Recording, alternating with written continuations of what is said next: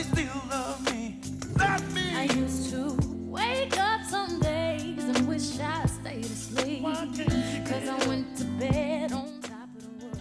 Today the world's on top of me. Now everybody's got opinions. They ain't fitting my position. That it breaks my heart when I hear what they have to say about me. What they say about you. I always fall short of being worthy. Lord, I ain't worthy. 'Cause I ain't good enough. But you still love me. I ain't no superstar. I ain't no superstar. I wanna be for you. 'Cause I ain't good enough. But you still love me. I'm not perfect. Yes, I do wrong. Yes, I do. I'm trying my best, but it ain't good enough. This ain't good enough. No, no. By the way, I don't succeed. 'Cause I ain't good I ain't good enough. You still love me. But you love me. If you ain't worthy, just raise your hands and let me know that you understand. That we are all so blessed to be loved, loved. Stand for him or fall for anything. 'Cause through his eyes we all look the same. What will we do without Seems like we always fall short of being worthy. not worthy? 'Cause I ain't good enough. I ain't good But he enough. still loves me. I ain't no superstar. I ain't no superstar, but I wanna be for you, Lord. 'Cause I ain't good enough. But you still love me. I'm not perfect, no, no, no. Yes, I do wrong, wrong, and wrong. Trying my best. I ain't good enough. Should I don't succeed. I ain't good enough. He still loves me. But y'all sing with me. If you understand the same with me.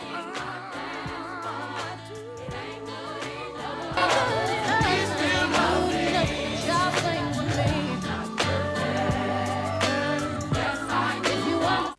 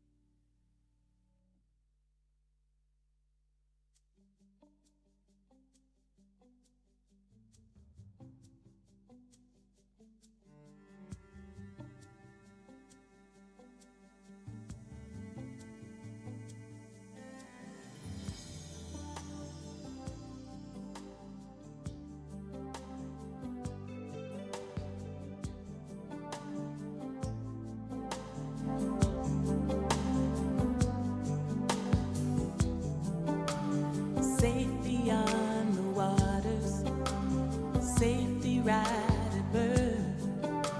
Before we reach the planets, let's get it right on Earth. All we want to do is find a better way. In an ideal world, on an ideal day, we could care for each other in an ideal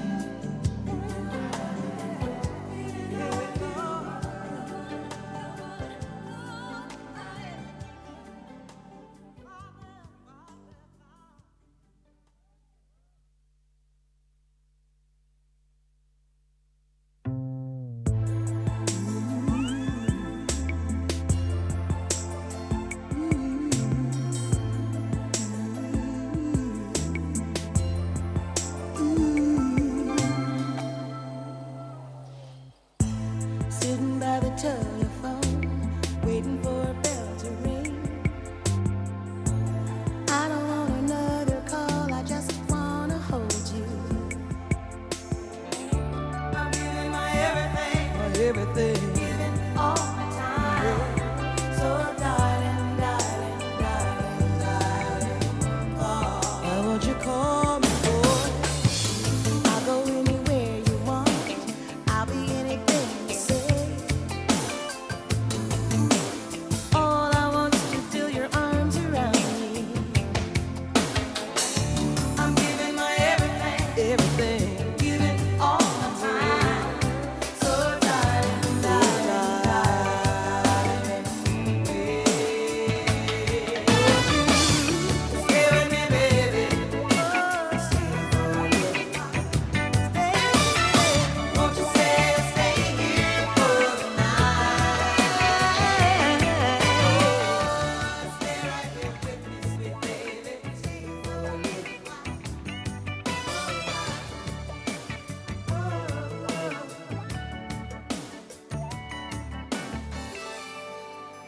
I'm sitting at my window and I look. Where are you? I wonder would you even know you belong to me? No matter where you roam, you gotta take me. I'm giving my everything, giving all the time. So darling, darling, darling, darling, baby. Boy, if I have to wait all night, I've waited all my life. Let me love you. I'm giving my everything, giving all the time. So darling, darling, darling, stay with me, baby. Won't you stay here for the night? Stay right here with me, sweet baby. Stay for a little while. Stay with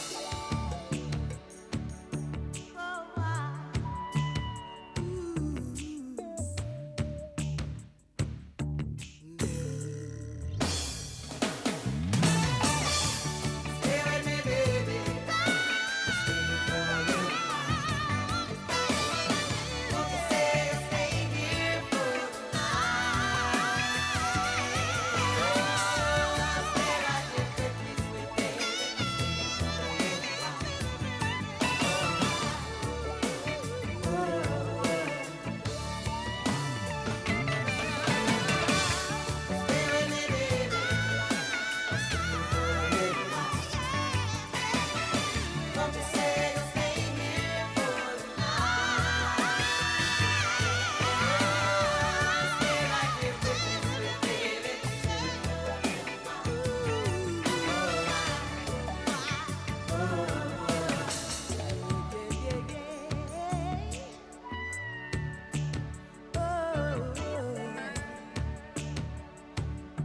Little while.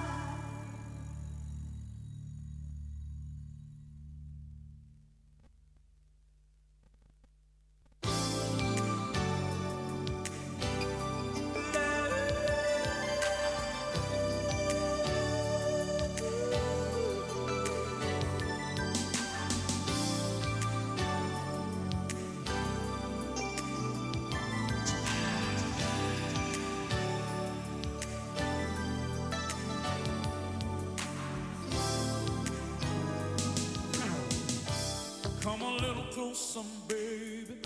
Don't be afraid of me. I'll be gentle as I can be. When I stroke your hair, run my fingers down your back, I want you to shiver as you rub me right back. I want to know, can you feel me deep inside you, stroking you like I want to, hearing you shout once more. Do me once, do me twice. I want to make you feel alright. Love you all through the night. Give my all to you. I am giving you all my love, making it last always, always. Giving you all my love, making it last always, always. Now that you're giving me everything I've asked you for, let's make this moment last a little while longer. Whatever I need to do, I'm willing to make sure you never have a reason for leaving me. I wanna know, girl, deep inside you, stroking you like you want me to. Can you feel me, sugar? Feel me once, feel me I'll twice. give you every fantasy, making sweet love like you know it should be.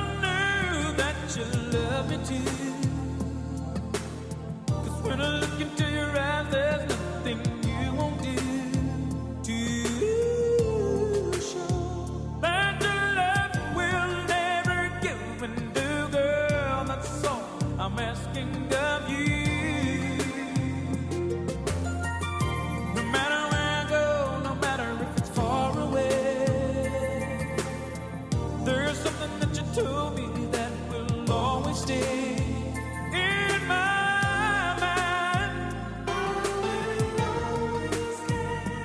for you, and there's nothing I wouldn't do for you, baby. Sure, my love is true for you, and I love you, honest and true. I will always love you, and I'll never go far away. In your heart, you can know I will always, always love you, and I'll never go far away. Oh, when you're down and you need a friend, you can count on me, 'cause I'll be there in your darkest hour. I will be your sunshine. I'll take the sadness away that I see in your eyes, in your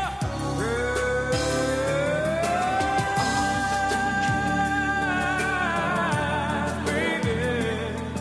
And I'll never, never, never, never go no far away, baby.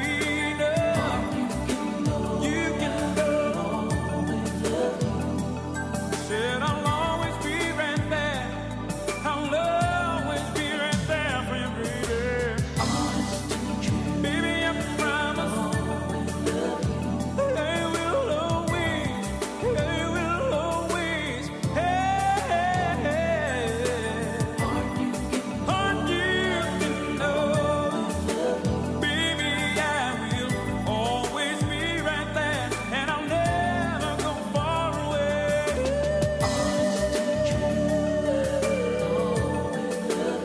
Oh, baby, baby, baby, baby, baby, I promise. Heart you can know. Baby, I will always, always love you, and I'll never go far away. Said, oh, yes, I will. Said, oh, yes, I will.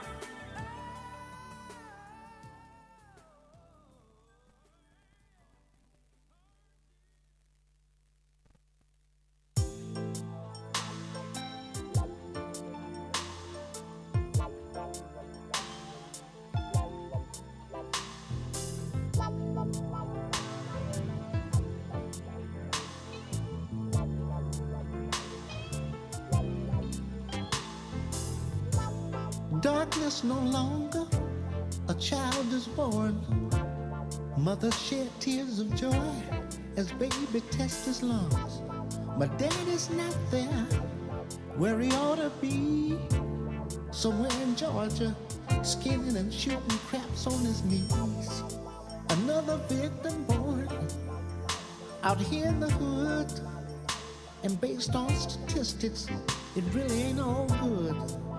Welfare takes the tab, and daddy can't sign, and it can't be seen. The family becomes a crime. The hunt is on, and brother, you're the prey. Serving time in jail, it just ain't the way. I'm living so hard, babe, that my hair's gray. We gotta make a change. It's a brand new day. A new world order, a brand new day. It's a new A day. change of mind for the human race. It's A new world order, a brand new day. A change of mind for the human race. Operation in flux, and it's on the way. We just marched 1 million plus the other day. Look, we all witnessed the sweat rolling down Miss Liberty's head. She knows the sleeping giant is no longer sleeping dead. Oh, what a fulfillment of prophecy. Let us teach the children freedom's never been free. It's okay to cry, go ahead and cry. 'Cause Jesus wept, but hope and faith he kept. It's a new day. World order, a a brand new day. It's A change of mind for the human race. It's A new world order, a brand new day. A change of mind for the human race. The die has been cast, and there's no need to fear. Cause people, the answer to your prayers are here. Sister Mary, don't you weep.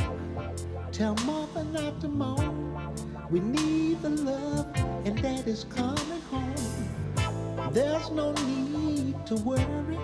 The times dictate a plan. Mother Earth has given birth to a brand new man.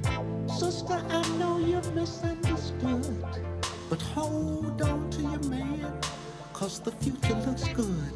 It's a new day. A new world order, a brand new day. It's a new Change day. of mind for the human race. A It's a new new world day. order, a brand new day. It's A a new change of day. mind for the human race. Beware of the lies and false prophecy. We are many with eyes, but don't all really see. You must be merciful, my friend, to obtain the same. So if you break the chain, don't pass the blame.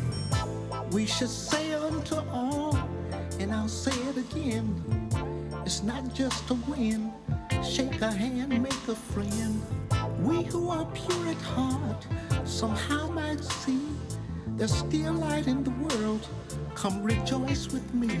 It's a new day. A new world order, a brand new day. It's A change of mind for the human race. It's a A new world order, a brand new day. A change of mind for the human race. It's a new day. It's a new day. It's a new day. It's a new day. It's a new day. It's a new day. It's a new day. It's a new day.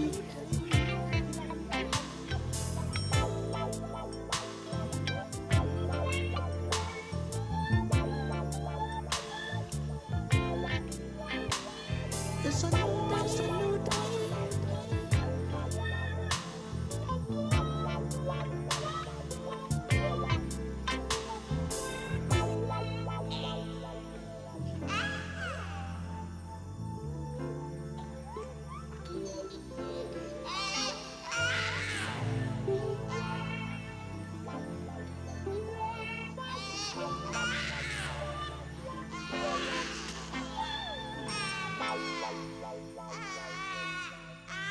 Yes, Lord, it's a brand new day.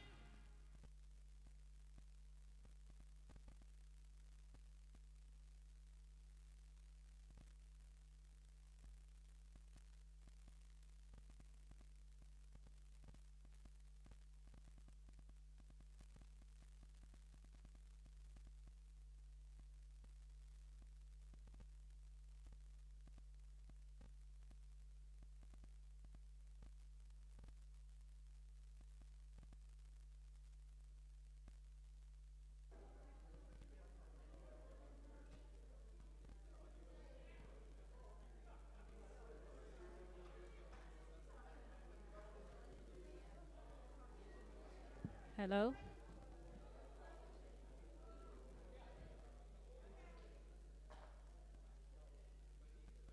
Hello?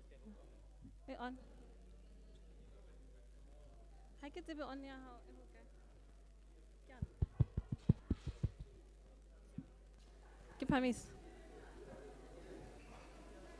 Good morning, ladies and gentlemen. Good morning. How are you? I'm good, good. We're going to do a test before we go live. You know we are streaming, Musne. So you don't know. Okay, those who don't know, please note that we are streaming on our social media platforms. There is a link, staff members, you have it in the group. Please share it across. If you don't have it, look for us on Facebook or Instagram and follow the link that we've shared there. We are not live yet. I must give a signal. Mama, I'm waiting for the signal. You've heard that? Mama, give me the signal. Mama, you are here. Give me the signal.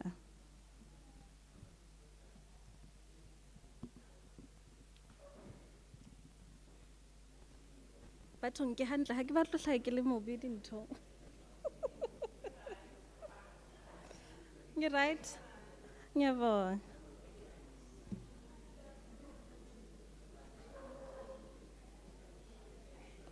Dun, dun, dun. Guys, I have a surprise for you while we're waiting to go on air at any moment. There's a surprise for the audience, and we have some goodies to share for all our guests. So keep waiting for it. It's coming. It's coming. It's coming. Where is Kotumnen, COO? He called me to say, where am I? Okay. Guys, remember, okay, for the audience here, before we go live, cameras were gonna go on you every now and then. Be ready, look pretty, engage. Yeah, you are ready, ne?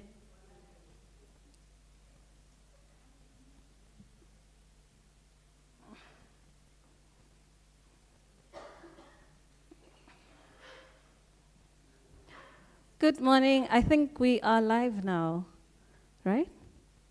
Okay. Good morning, ladies and gentlemen. Welcome to the MDB, navigating the municipal ward configuration period through consultations. So today we are back again live on all our MDB platforms. Catch us on Facebook. We are streaming live, YouTube platforms, and Instagram. So please follow us there. If you're looking for the link, you can go to our social media pages and you'll find us there. Good morning, my name is Dimakato Maheta and I'll be the program director for the day. So without wasting any more time, however, before I go to my next speaker, can we please just give each other a moment of silence just to allow for those who want to pray, or if you want to brain down, do whatever that you need to do at this moment.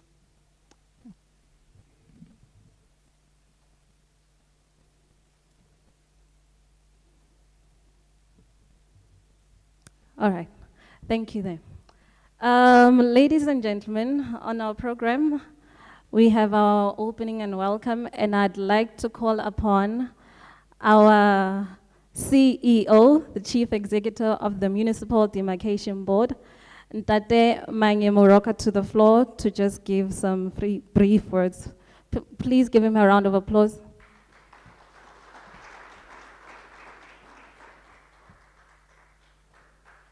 And another thing, when you see him around, you'll always see him wearing the MDB gear. That's how much he loves the organization, always representing. A hearty good morning. May I also just extend to, we normally say chairperson of the MDB, and then protocol observed for all the guests that are here. My job is quite simple. It's actually to open, but capable Dima already opened. And I'm supposed to extend a warm welcome to the MDB employees, the people we've invited, all the guests, and just to make sure that as we navigate this program, you feel comforted that we care about you. Also the warmth. You know, when you are in a state-owned entity, at least unfortunately, the Treasury instruction does not do that. But this whole event is intended for the warm engagement, appreciation of each other, and appreciation of those we work with, and those we intend to work with in the near future. The aspect of the purpose of the program and everything, Dima will come back again and explain it. So please, feel free, be in the know that you are welcomed and you are appreciated. Thanks, Dima, and thanks, Joe.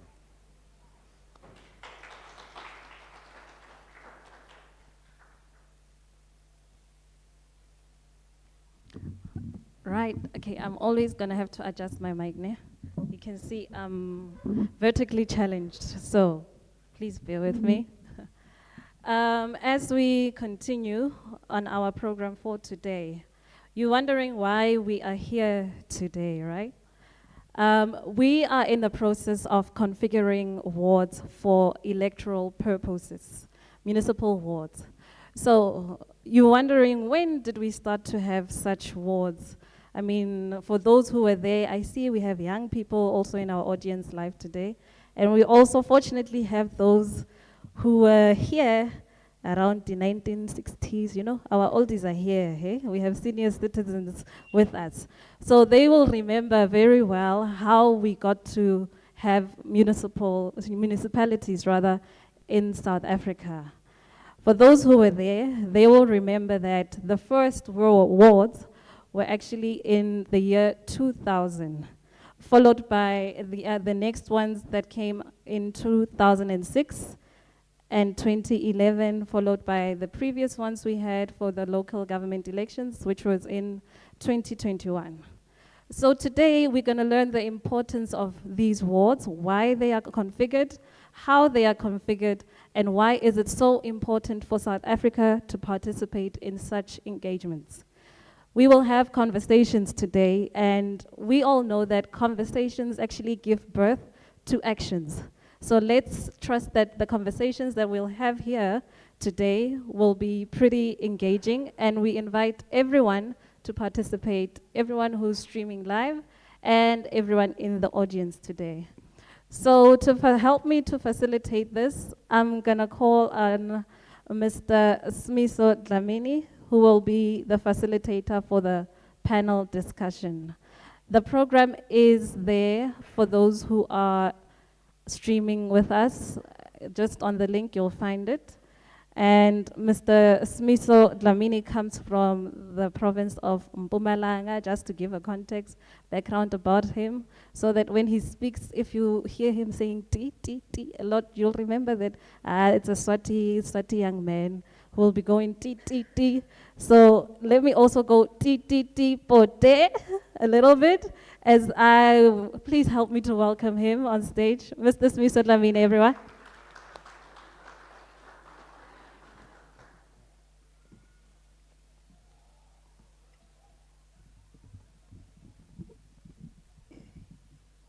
Thank you, Program Director.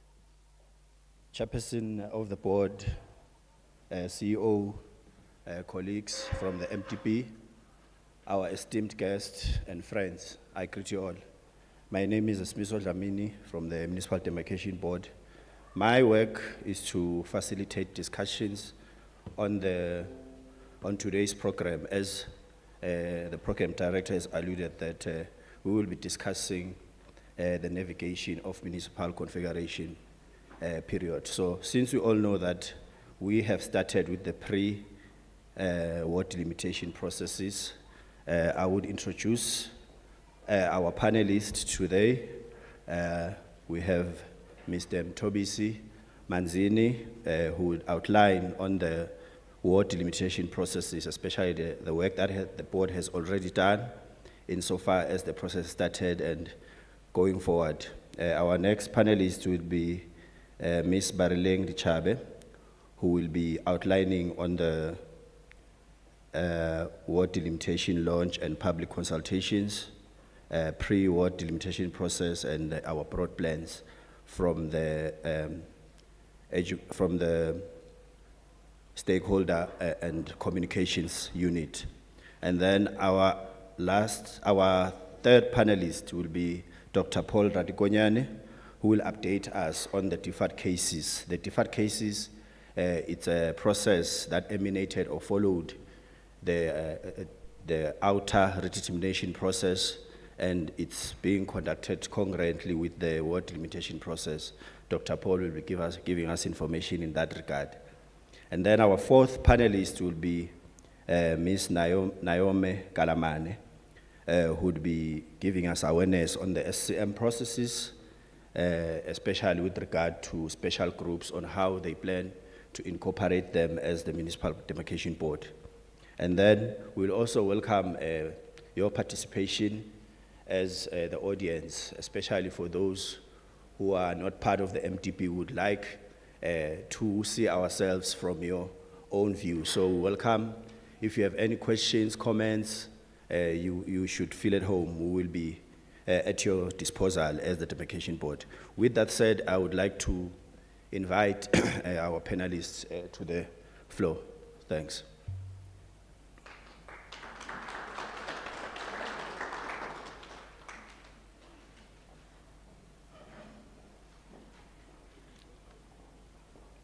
Mr. Mthobisi Manzini will be the first speaker. Mr. Manzini is the provincial coordinator of the province of KwaZulu-Natal. He knows that province like the palm of his hand, and he loves it. So over to you, Mr. Manzini.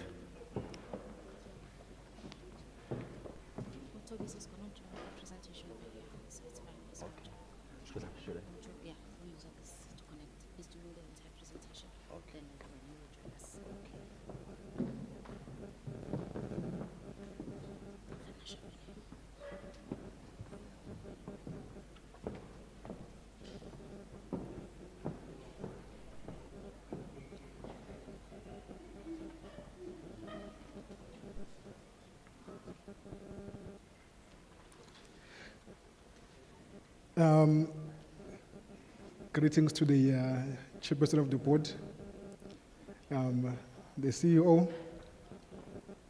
senior managers, greetings to all my fellow staff members, our distinguished guests that are joining us here today, and greetings to everyone else who's watching. Sanbonan. My name is Mthobisi Manzini.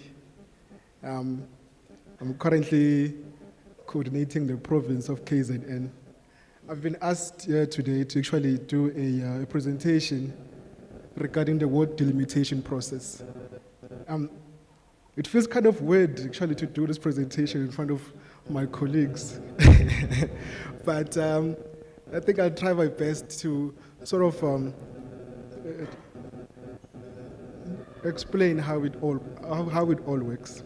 You know, most of the time, whenever you're going to these provinces and then you engage with people, there's this thing that people always say, that, you know, the Municipal Demarcation Board, how we demarcate our boundaries, we sort of fly on an aeroplane. Some other ones even say that we fly at night and then demarcate boundaries. But I'd just like to say, you know, with all of those things, the Demarcation Board, in essence, we don't really draw municipal boundaries. But with that said, I know it's sort of like a contrast from what the Demarcation Board does. I'll try to explain it, and maybe perhaps by the end of this presentation, it will all be in one page. Now, my presentation is quite short I would like to think. But in every 5 years, the Municipal Demarcation Board must delimit wards in each and every local municipality within the country. Now, we do this with the assistance from the IEC. The IEC, they provide us with a certified voters roll, and they let us know how many people are registered in each and every local municipality. Now, with ward boundaries, what happens is, with the increase in the number of registered voters, you'll find that there's also an increase in the number of wards within a local municipality. Now, whenever there is an increase in the number of wards, you'll also find that wards, the way they are structured currently, they are bound to change. So the Municipal Demarcation Board must then go back to these local municipalities and then redraw this ward boundary so that we can have like a representation, a true reflection of what's happening between councillors and registered voters. Now, the entire thing that the Municipal Demarcation Board is trying to do with this process, we're trying to rationalize the number of registered voters per councillor. So, now, over the years, since I think Dimakato has said that the first local government elections happened in 2000, you will see that I usually make an example of KZN. So I'll stick to KZN. So within the province of KwaZulu-Natal, what happened was in 2000, you had about 748 wards. You will see that currently, as we're standing now, in 2024, there is going to be 901 wards. So for 2026, currently we do not know how many wards there might be, but based on this, you will see that there is going to be an increase in the number of wards. And if ever there is an increase in the number of wards, then automatically then our ward boundaries will also change. Usually what causes the increase is that the IEC, they will then register people to vote, and then there's an increase in the number of people who've registered to vote. However, you see that this trend is not constant within years and provinces. If you look at Mpumalanga, for instance, in 2000, they had where they started with a number of wards. However, go for 2006, then you see that there was a decline in the number of wards within that province.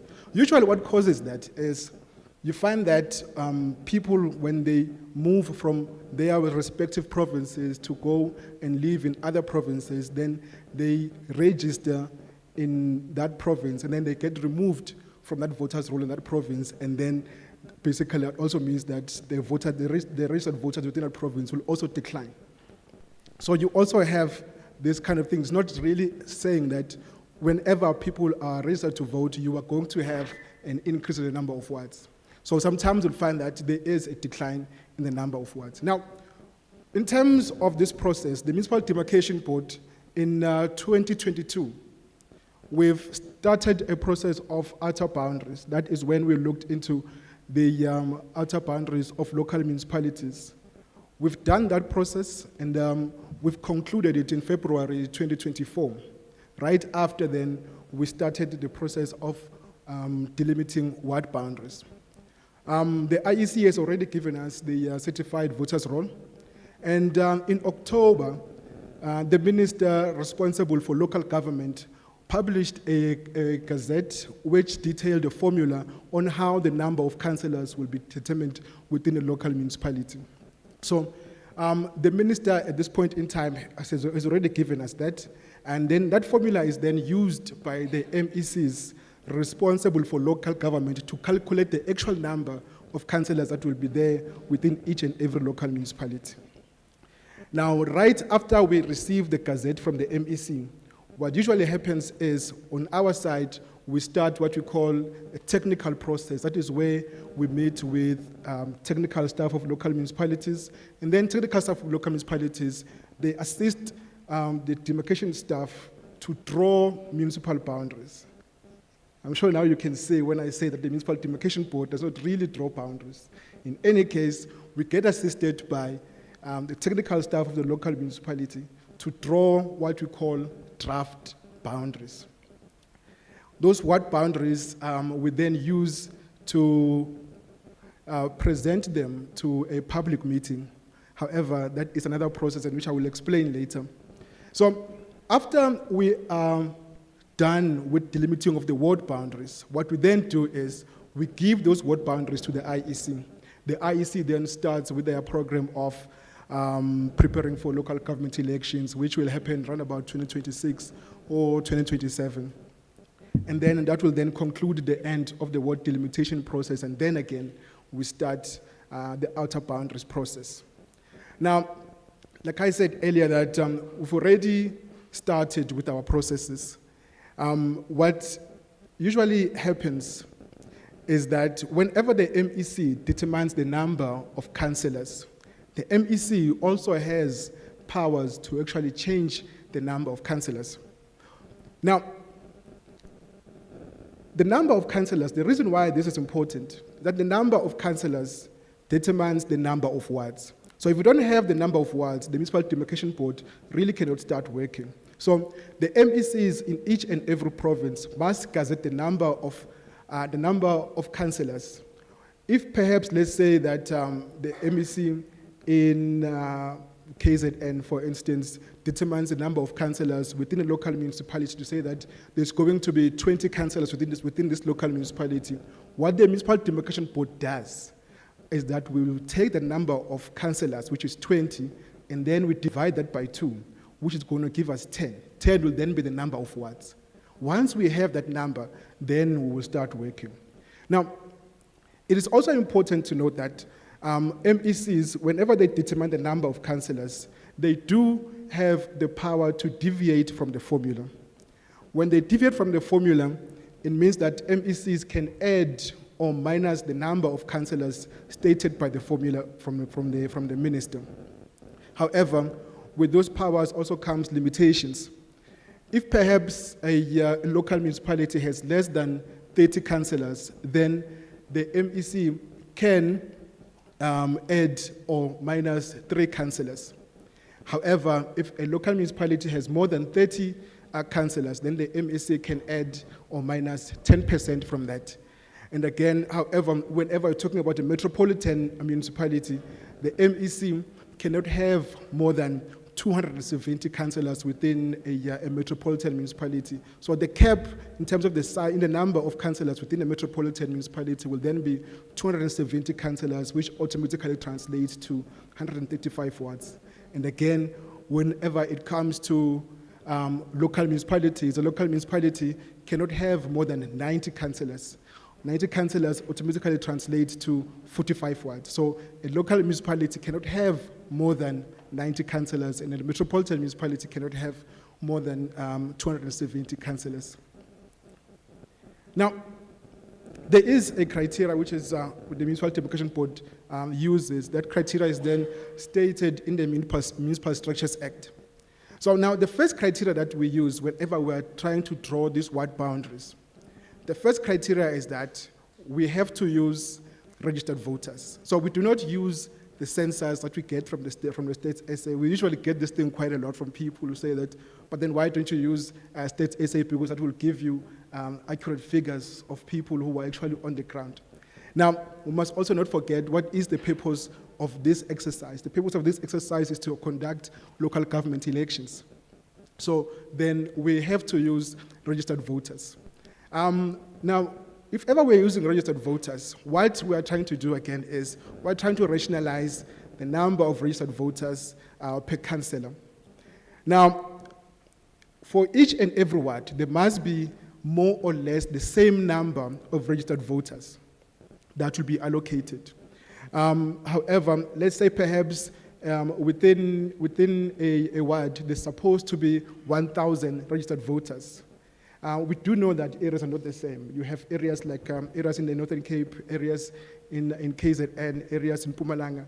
All of these areas are not the same. So if ever the norm within a local municipality stating that there must be 1,000 registered voters, we cannot have that exact same number within each and every ward. So legislation then allows that we can have a 15% deviation up and down.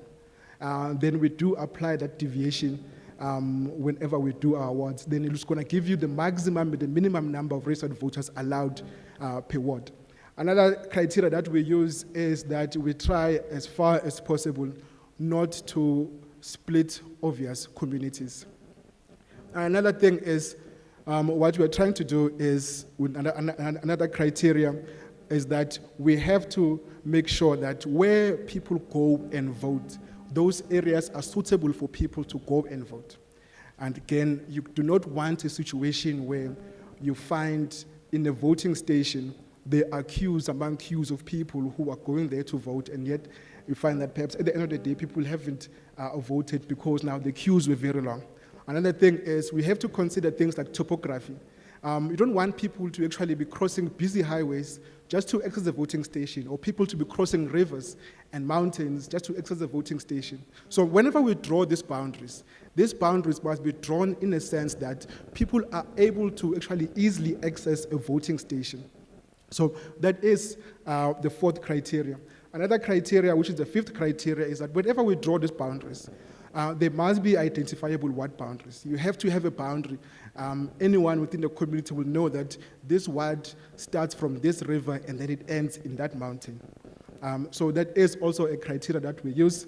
And another thing is that we are also trying to enhance participatory democracy. Now, how then do we apply this criteria of ward delimitation?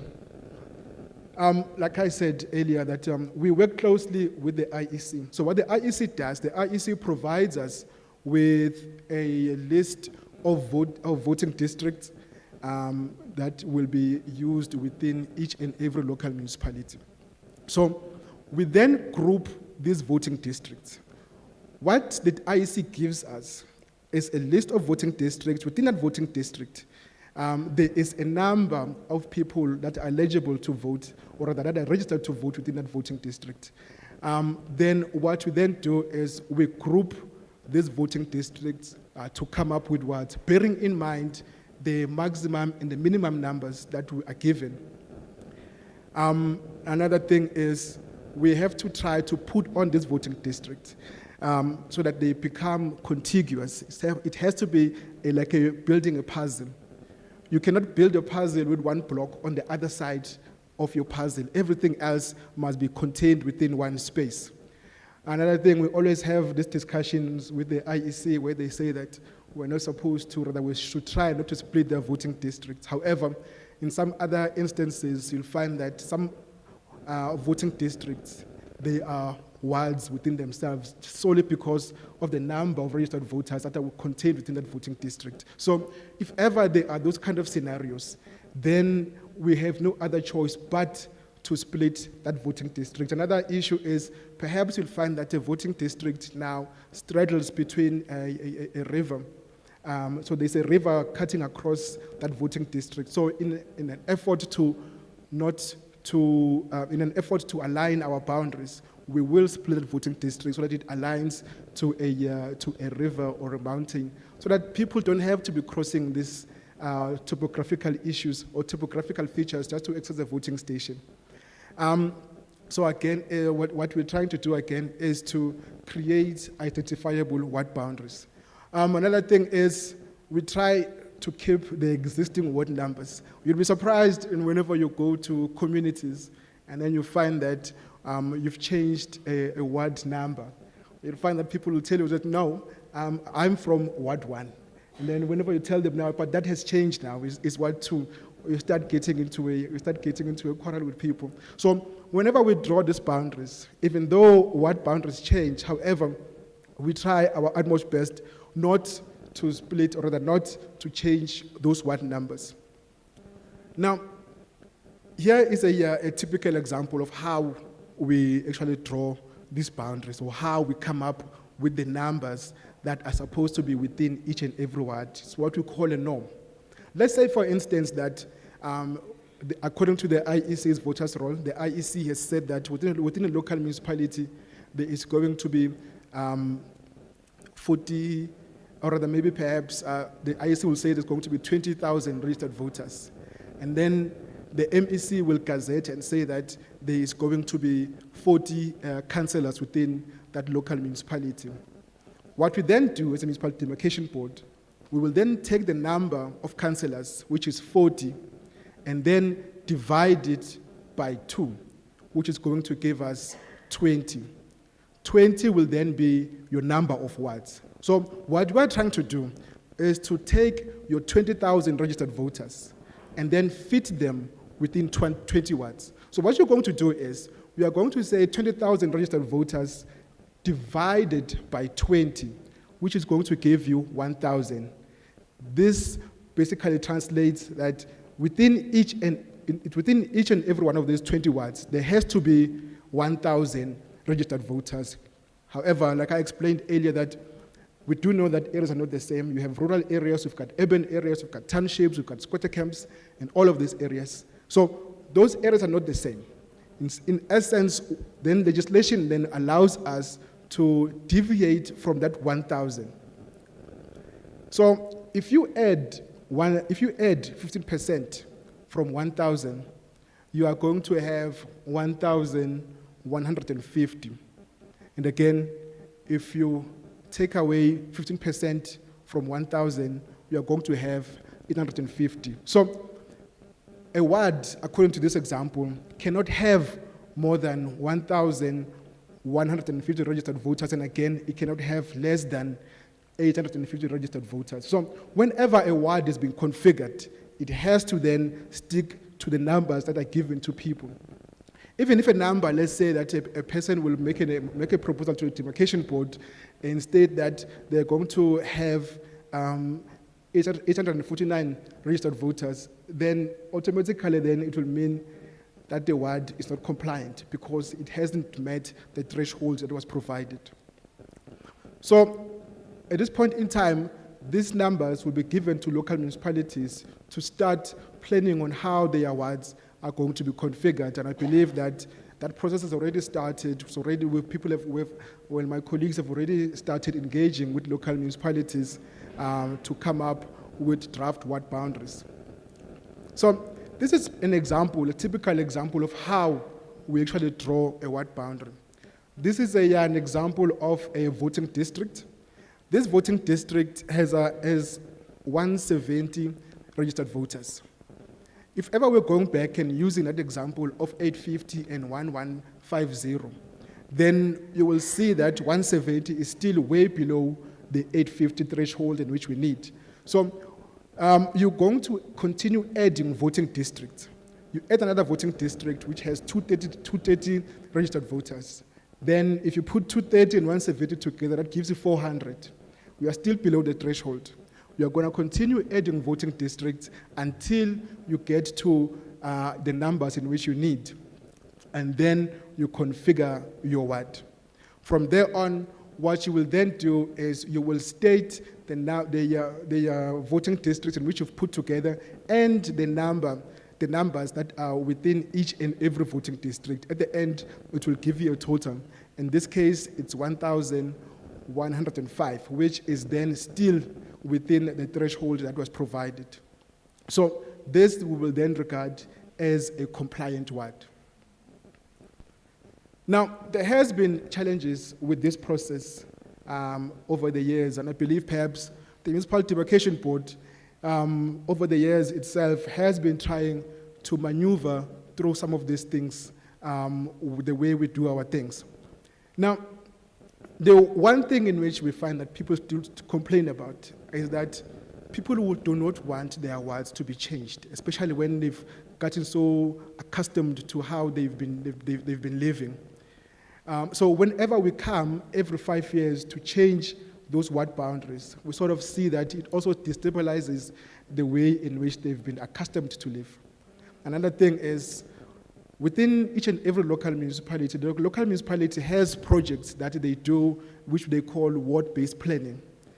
Whenever we're talking about ward-based planning, the municipality will then have projects within each and every ward. So now, whenever ward boundaries change, you'll find that now people do not have access to those projects because now they belong to another ward. So it sort of destabilizes this whole thing. So hence, it's much easier for the Municipal Demarcation Board to actually go to these technical people that are within local municipalities and ask for assistance, because in our field we think that perhaps they will be better equipped to understand their wards, and then also understand the projects in which are within each and every ward, so that whenever we draw these ward boundaries will be drawn in a sense that they will still maintain those projects, and maybe it would have minimal impact on the people who are living on the ground. Again, there is a challenge in which we're talking about. Another challenge is the formula in which we use. Unfortunately, the formula that we use is an umbrella, sort of like an umbrella approach. The formula from the MEC applies to each and every local municipality within the country. However, we do understand that if you look into the Gauteng province, for instance, you'll find that there is a high population density, and however, the space of Gauteng province is very small. And then you go and you look into a province of Northern Cape, for instance. Northern Cape has the biggest land size in the country with the lowest population in the country.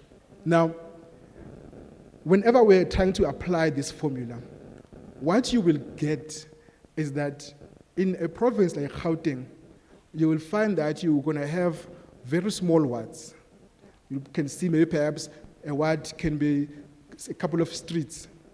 However, whenever you are going to Northern Cape, those wards, they will be vast in a sense that even the councillor will struggle to service those people within those wards.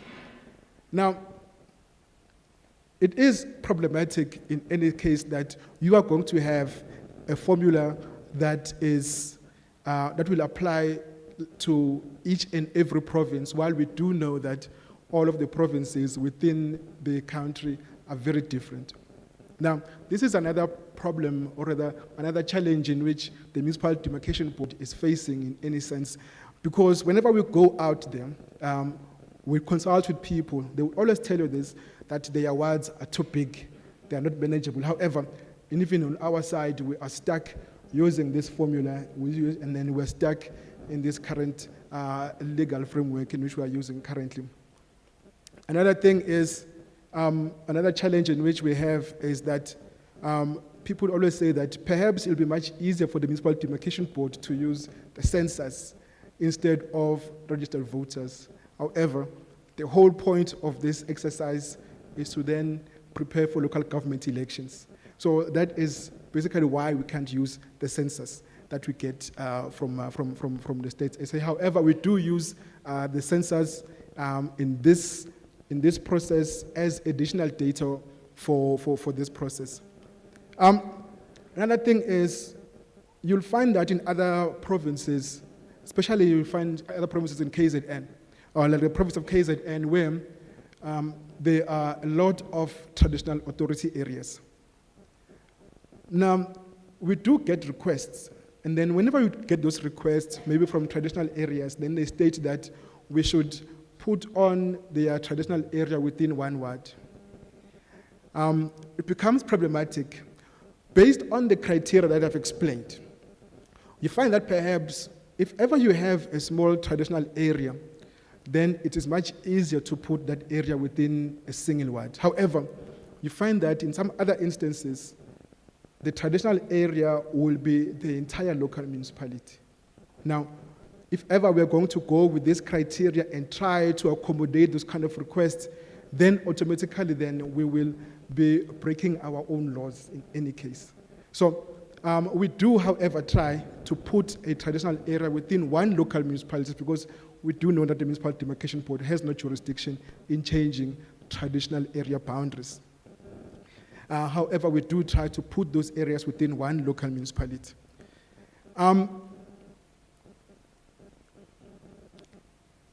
Another thing in which basically is regarded as a challenge is that people don't really understand the mandate of the Municipal Demarcation Board. I think even still we get requests to change provincial boundaries I think we all know that there are issues with the boundaries of provinces.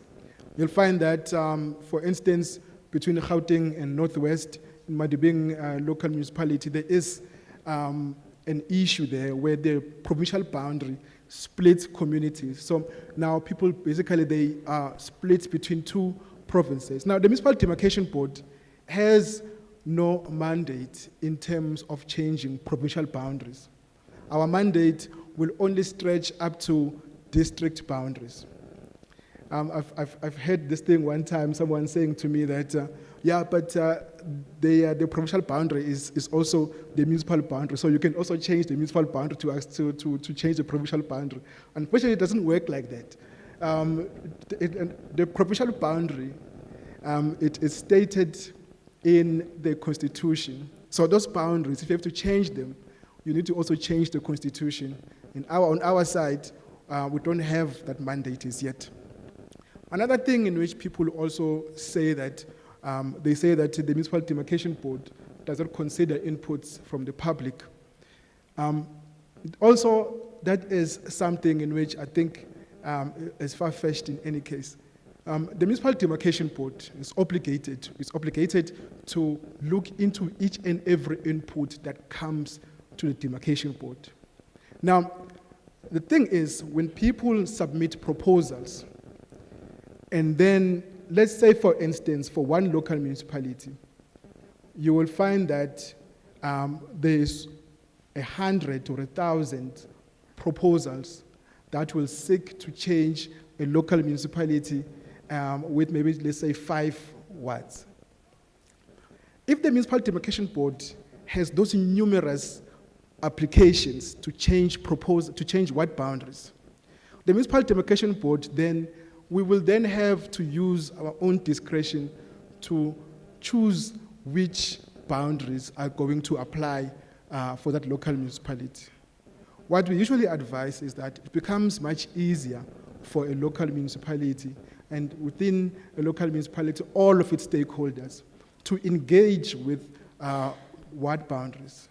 If everyone within a local municipality, be it civil organizations, traditional authorities, councillors, everyone, they will then sit together and then come up with a proposal that will work best for the local municipality and then submit that to the Municipal Demarcation Board. Then the Municipal Demarcation Board has no other alternative but to consider that just one proposal, in which, in any case, that will assist the process because at the end of the day, those will be boundaries in which each and everyone within a local municipality would have agreed on. Unlike having an instance where we have numerous applications, and then when the Municipal Demarcation Board uses its own discretion to choose which boundaries to use, and then you go back to communities, then they state that, but you do not consider our inputs. It becomes problematic. Now, we've already started this process. We've already received the certified voters roll from the IEC in March. So what's going to happen now, rather what we are currently doing right now, is that we're busy with what we call technical sessions. Technical sessions, that is where we go to local municipalities, we sit down with our planners. The planners, because they have better understanding of their municipality, then guides the Municipal Demarcation Board on how these ward boundaries are supposed to be. Those same boundaries, we will then call them draft ward boundaries. We will then take those same draft ward boundaries and then present them to a public meeting. So the public consultations for this is that immediately we finish with the technical consultations in April up until May, we will then start with consultations with the public. Then from there on, if anyone is still, or anyone is not satisfied with whatever we'll be presenting in those public meetings, then the process will then be opened for anyone to submit proposals to the Municipal Demarcation Board. If ever we do receive any submissions, the board will consider those submissions, and then in July, gazette a set or draft set 2 of wards. Those draft set 2 of wards will then be out there for people to actually make further inputs in terms of if ever they still want to object from that. So people will then be able to object around about September 2025. If ever we do receive any objections, the board will open the period of objections for 40 to 21 days. And then if ever we do receive any objections, the board will then consider all of those objections and then publish the last set of ward boundaries, which will then happen in October 2025. From there on, we will then give those wards to the IEC. Then the IEC will then start with their processes of preparing for local government elections, which will happen in 2026. Now, I'm hoping that perhaps the thing of saying that the demarcation board sort of flies through an aeroplane to draw ward boundaries will not have those kind of things anymore. However, I hope that with this process, I believe that there is intensive consultation that we've been doing with each and every province and with most of our stakeholders. And we also appeal that if anyone out there still does not understand the process of demarcations, then we are more than welcome to contact us, and then we try to explain how this process works. So with that said, Program Director, I would like to end my presentation there. Thank you.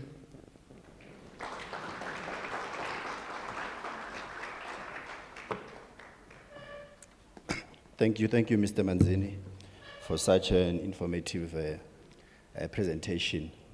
I would like just to pose a question and few comments from your presentation.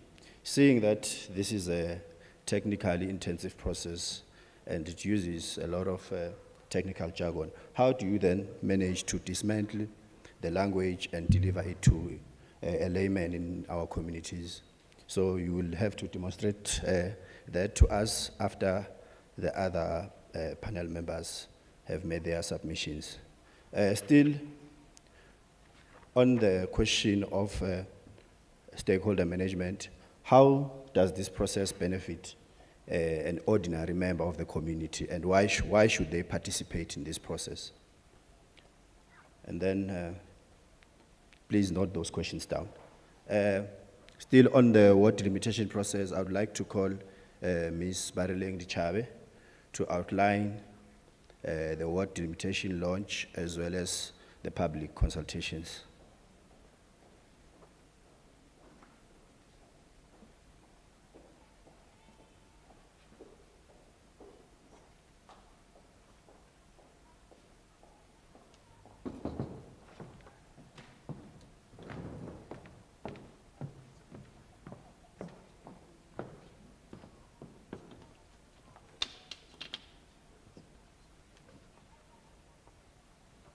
Good morning, everyone. Am I audible? A very warm welcome, everyone. As introduced, my name is Barileng Dichabe. I'm going to take you through the process to some extent, starting with the official launch of the ward delimitation process. We are planning to conduct the launch towards the end of March next year. That is towards the end of March 2025, whereby we are still finalizing the finer details in terms of the venue and the province. So once that is in place, we will be able to invite our stakeholders. We are targeting everyone, all citizens will be invited to be part of the launch. We will be inviting key stakeholders. We will be inviting youth. We really need youth to be actively involved in our processes. We will be inviting women, and also one of our key stakeholders is persons living with disabilities. We would want them to be part of that process as well. Following the official launch, we will be doing an extensive public consultation process, which will commence in April to May 2025. Once that has been done, we will be communicating with all citizens through your local media. We will publicize that information with a proper schedule, which will have the identified venue, it will have the date and the times of the consultations. And just note that it will be in April to May. So prior to that, there will be media publication. We will ensure that we use your local community radio stations, we use your local radio stations and other platforms, as my colleague has indicated, on social media. And we also encourage you to visit our website regularly so that you can be aware of the updates. So our website is www.demarcation.org.za. And once we've got that in place, we really encourage all citizens to actively participate. Once we go to that process of public consultations, we will be deliberating on draft set wards. So all members of the community will have an opportunity to air their views in terms of how they would want their wards to be configured. So I beg with you, or I plead with you to be part of the sessions. Please get involved. This is the opportunity to be part of this process, and we really rely on your support. And the MDB is available. If you need any information, if you need any inquiries regarding the process, we are available to engage with you. And we will be using various communication material as well. For instance, we have even translated our pamphlet and our brochures in Braille. So we've got a Braille translated pamphlet, and we've got a Braille translated booklet. So this really reflects on our intention to say that we are open to everyone. The process is inclusive, so even persons living with disabilities will be able to engage actively with regards to this process. So following the consultations, we will have draft set 2. My colleague has indicated he took you through the program. Then the draft set 2 will be around July 2025. Then following that, there will be another opportunity whereby members of the public will be allowed to provide, if they've got any objections, then they will be allowed to submit that. So please be aware of the timelines, ensure that you submit those on time. So we really hope that you will actively participate in the process. And yeah, I think that's about it, Program Director. Thank you.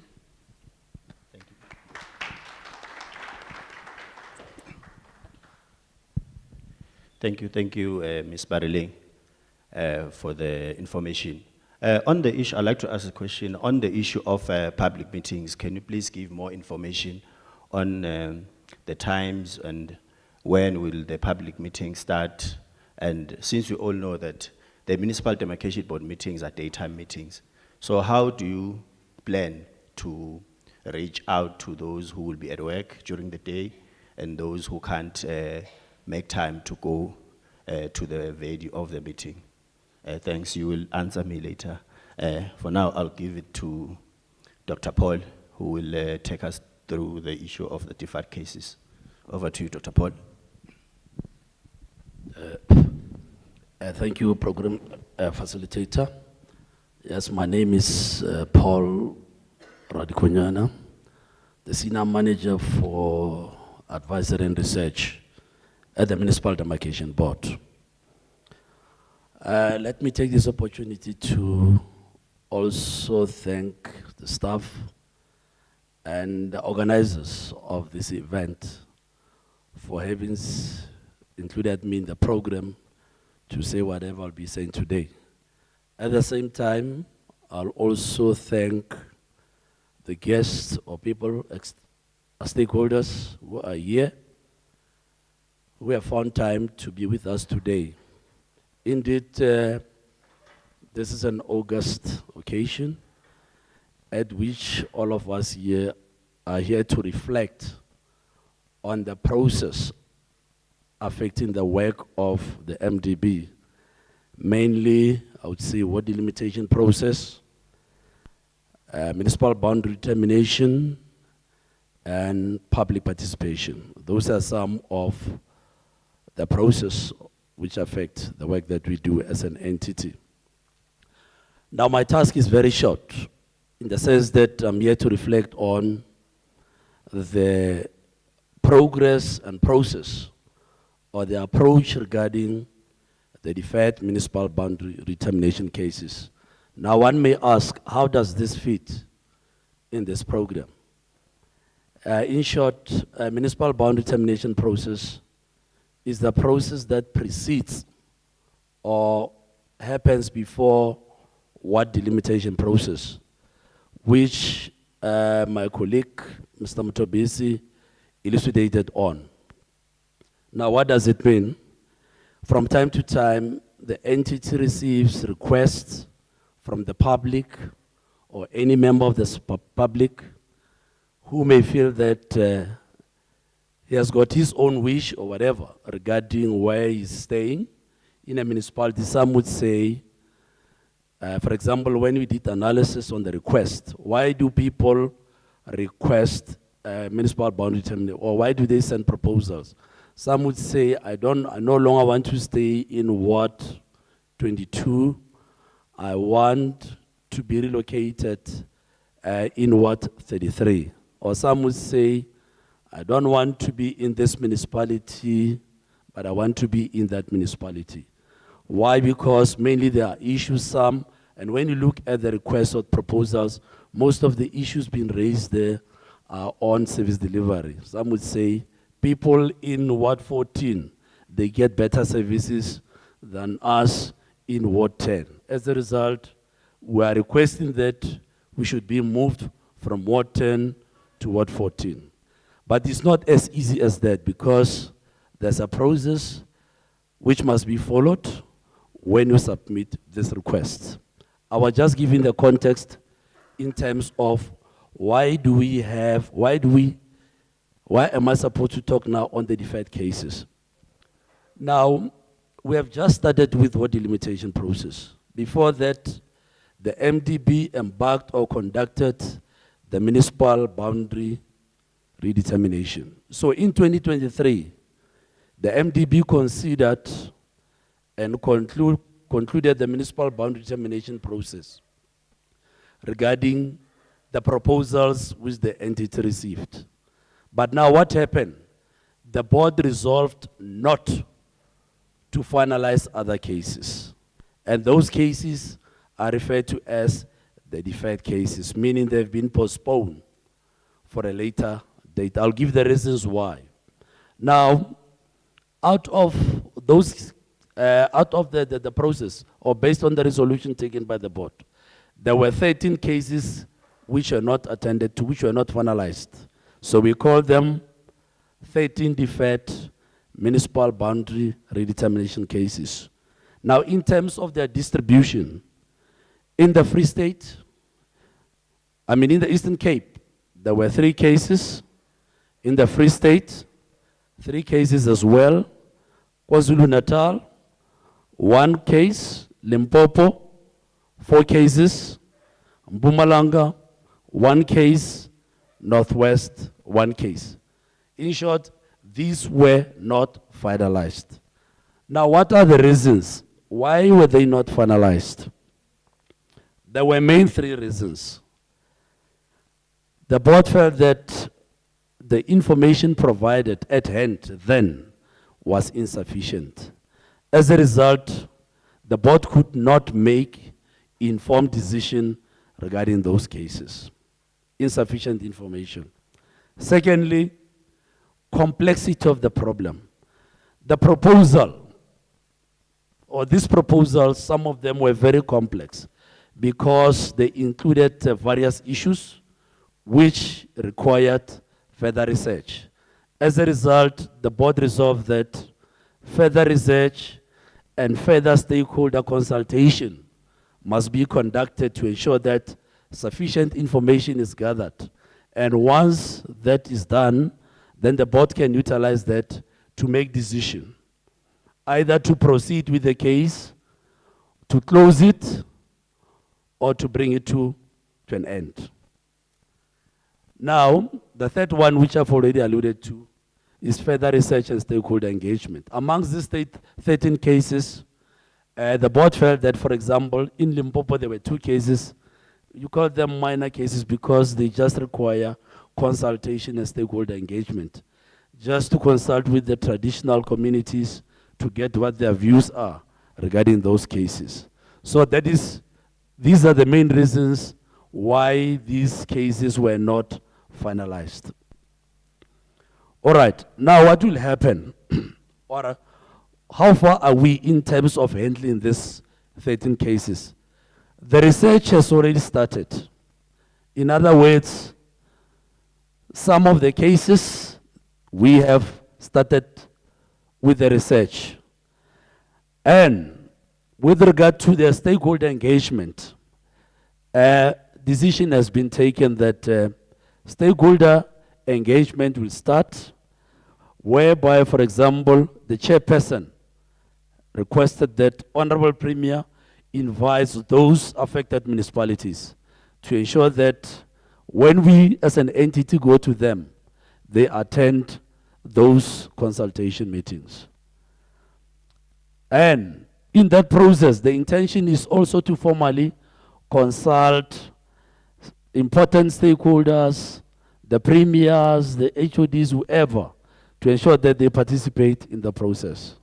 Now, once that has been done, and once research has been fully conducted in all the cases, meaning 13 of them, then the board will have to sit down and decide on those cases.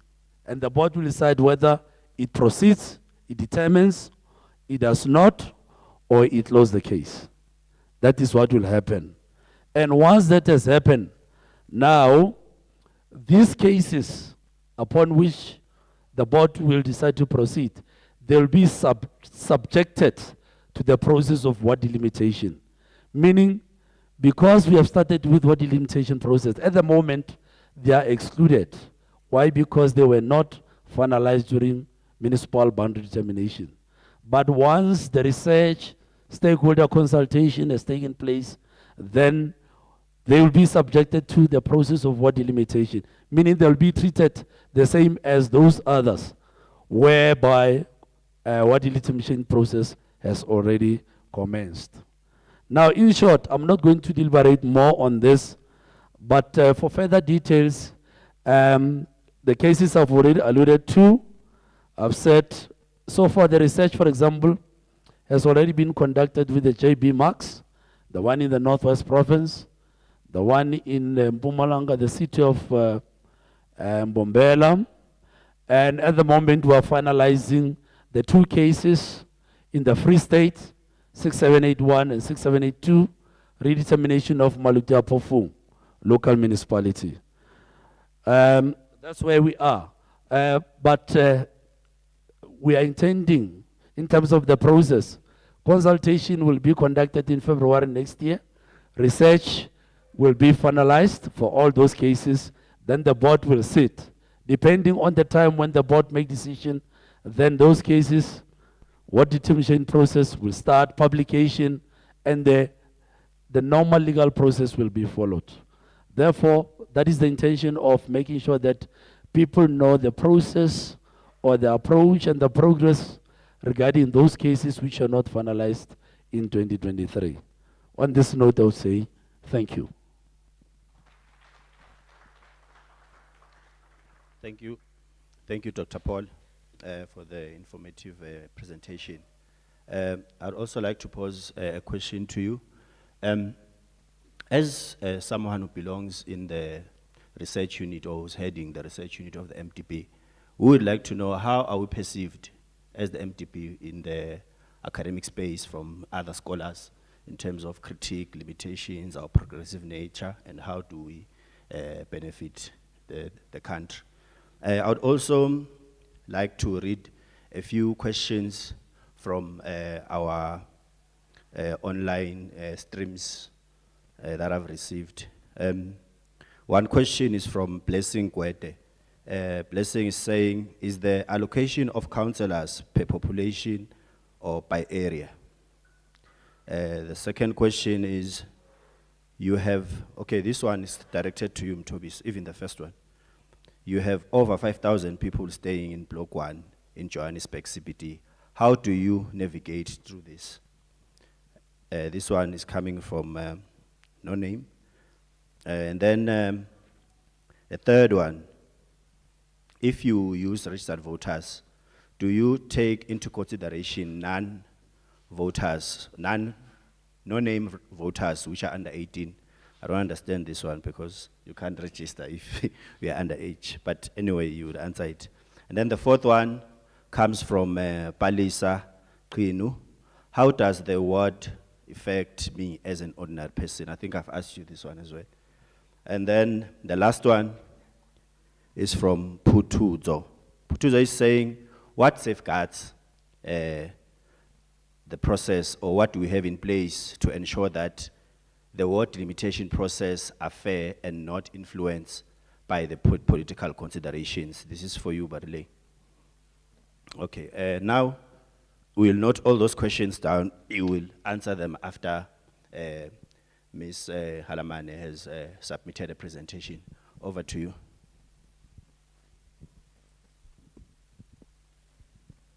Thank you, Program Director. Good day, everyone.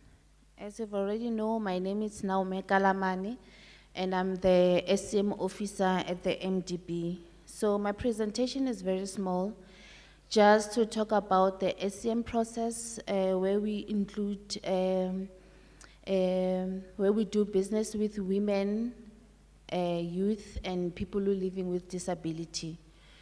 So as the MDB, our procurement policies are in line with National Treasury policies.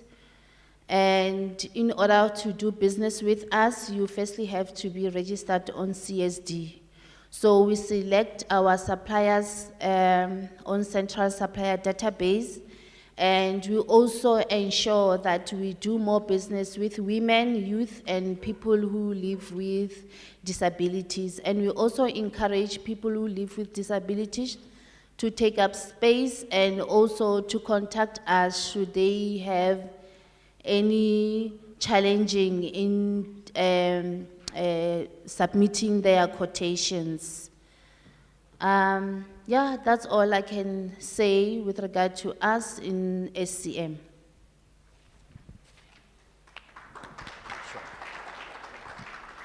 Thank you very much, Naomi. I also have a question for you. As a supporting arm of the organization, how do you think your processes can improve or better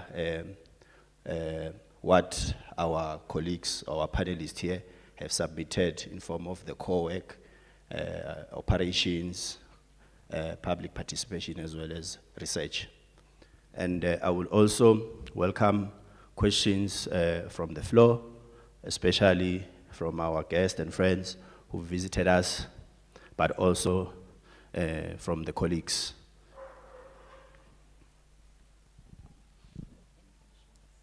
Any questions?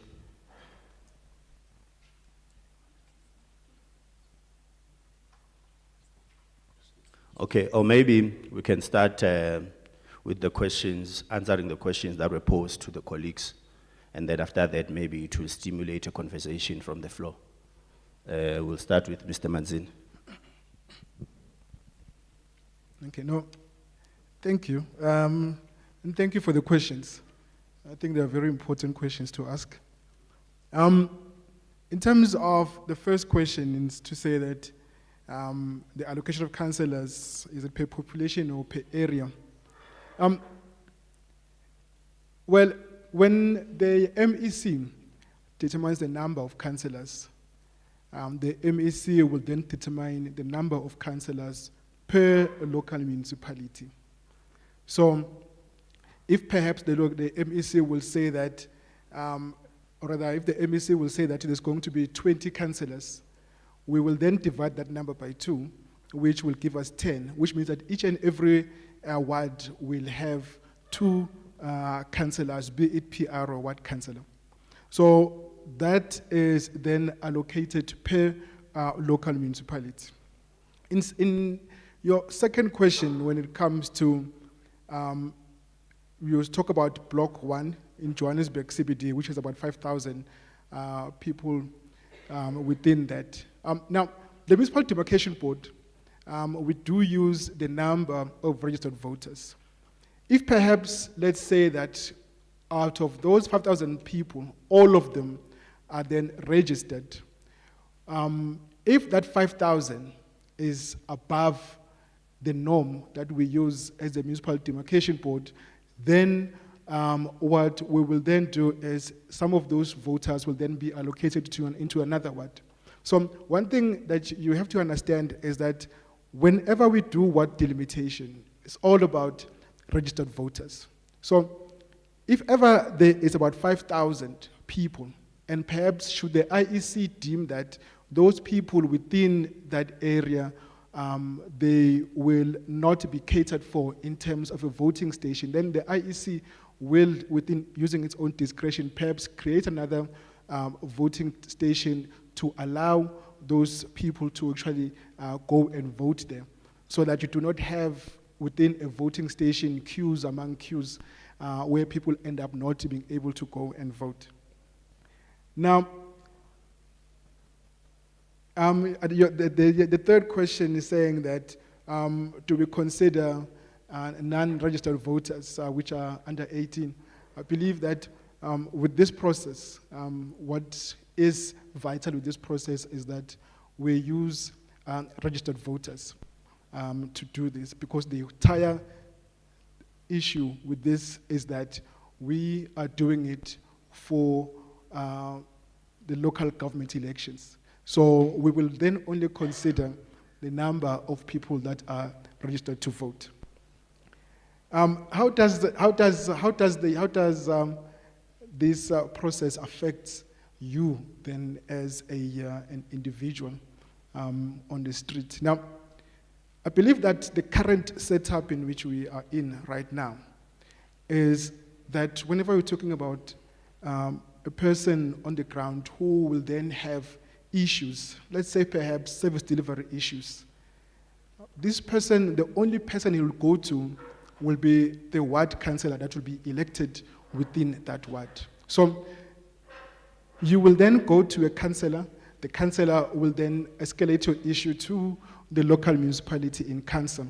So your councillor will then be the in-between person between you as an ordinary citizen and your local or municipality.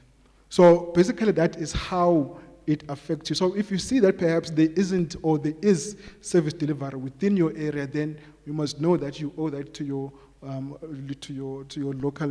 local councillor. So that is how it then affects you within your, it affects you as an ordinary citizen, this ward delimitation process. Now, another thing, the first question that my colleague asked is that how do you explain this process to the ordinary person on the ground? I believe that we've come a long way with this process. We really have come a long way. Within each and every province, there are my colleagues that will communicate this information in their respective languages. So it becomes easier. And I believe also our stakeholder unit has also provided booklets and provided pamphlets, provided information in different languages, so that people will then be able to read this and easily understand it in their own languages. And I also see that we've also progressed. We've done this braille booklet, in which will then be used by people living with disabilities as well. So I think that we've come a long way. We've actually also now, with our engagements with communities, if ever anyone, I believe this time around, we've really done quite a lot. I don't think we've ever declined an invite from a community member asking us to come to their area and explain this process. So we've done those kind of things. Now, I said earlier that this whole process is then driven by consultation. one thing then that you must understand is that if ever you're talking about safeguarding influence from politicians, I'm sorry I will be answering some of your questions. But if ever you are safeguarding some of these things, now this whole thing is then based on consultation, because when we have public consultations, we are trying to go to communities and hear from them what is it that they want, how do they want their ward boundaries to be drawn. So if ever we go to communities and hear the communities what they say, then that will be one of those things in which we'll safeguard this process. So then it is very important that each and every community member, whenever we do call these meetings, they participate, and then they come to these meetings, and then we hear what they say. And even furthermore, they put on proposals to the Municipal Demarcation Board, and also, if ever they're still not happy, they'll still be in a process of objections from there on. So that will be how the process will go. Thank you. Thank you, Mr. Manzini. To our online audience, what we can conclude from Mr. Manzini's submission is that this process of ward delimitation is strictly for electoral purposes. We are aware that some municipalities would use wards for service delivery, planning, and so on.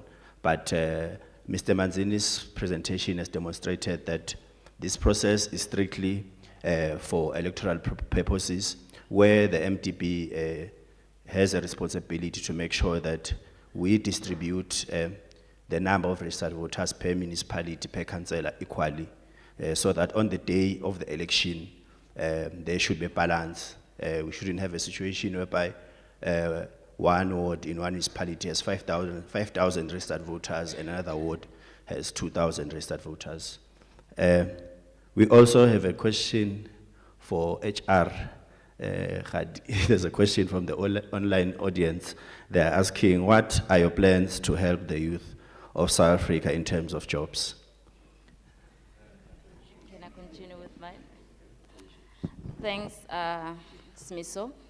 As my colleague has indicated, that we've really come a long way with this process. It is truly indeed the truth, what he indicated, we have come a long way.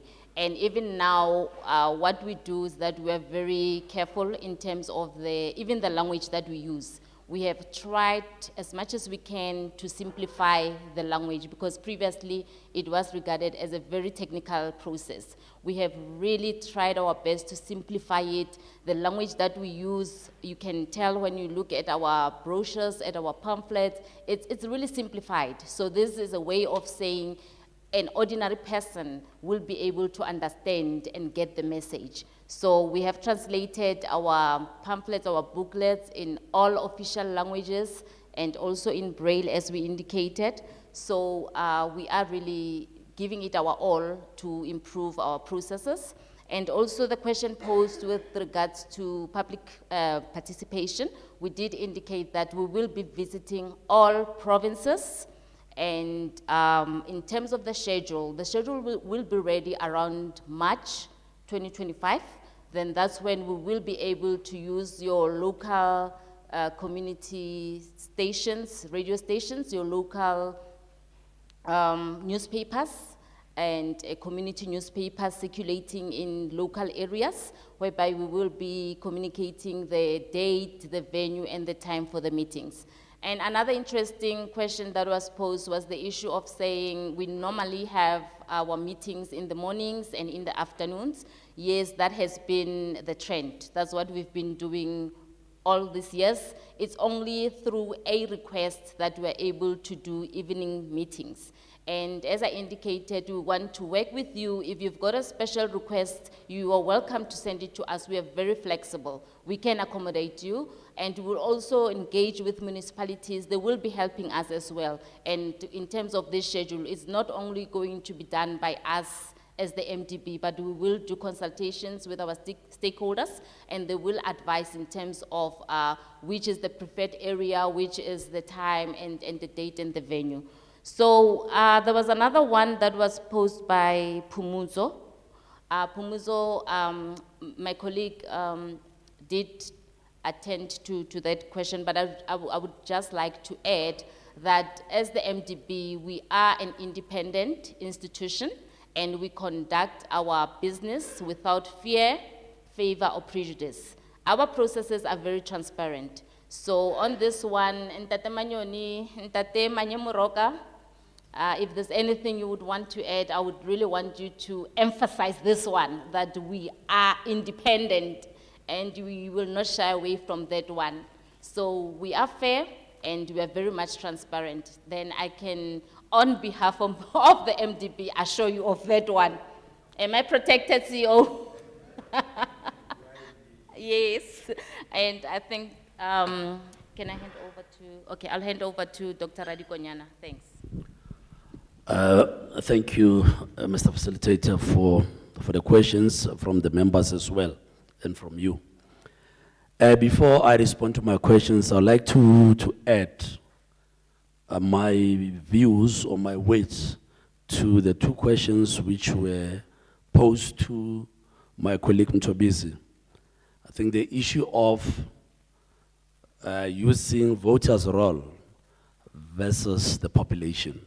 I mean, concerns have been raised.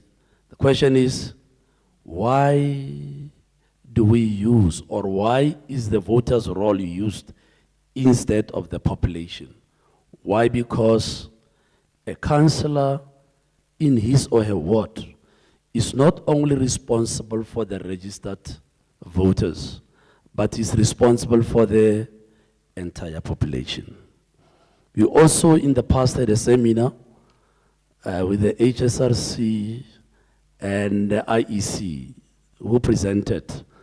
Now the main reason that has been raised here is that population is not used because there are so many factors which impact on population. For example, you can think of migration. People are coming in and out. You think of the areas where there are universities. Let's take Hatfield, for example, or let's take Stellenbosch, any other university you can think of. Obviously, it is also troublesome because students staying at the university, depends where they register, but there is a period, they only come there for academic purpose, but they are not staying there, they leave. Now, this has been an issue of contention. Now, with regard to voters' roll, the argument is that this is the authentic, credible record that can be accounted for vis-a-vis the population. So that is why voters' roll is utilized instead of the population in the criteria. Secondly, there was a question on how does the vote delimitation process affect you as an individual? It does affect you. Why? Because let's take, for example, that in area A, people do not register. If you do not register, you will see now the problem of using the voters' roll. People do not register, it means very few people in that area will register. What does it mean? It means to satisfy the criteria or to meet the requirements of the criteria, it means a wider area needs to be covered in order to ensure that you get the required number in terms of the criteria. So for you to not be affected as an individual, we must always encourage people to register. Even if you don't have the passion or the will to vote, make sure that you register, because it will benefit you when determining the vote. I'm sure it makes sense. Now coming to the questions which were posed to me. How is the MDB perceived by academics and how does it contribute to the country at large? I'll try to answer both of them at once. The MDB works benefit all the South Africans in the sense that without the MDB, this country will not host the elections. That is very important. We'll not have local government elections as well as the national government elections because they are based or they are dependent on the work of the MDB. That one, I think, is straightforward.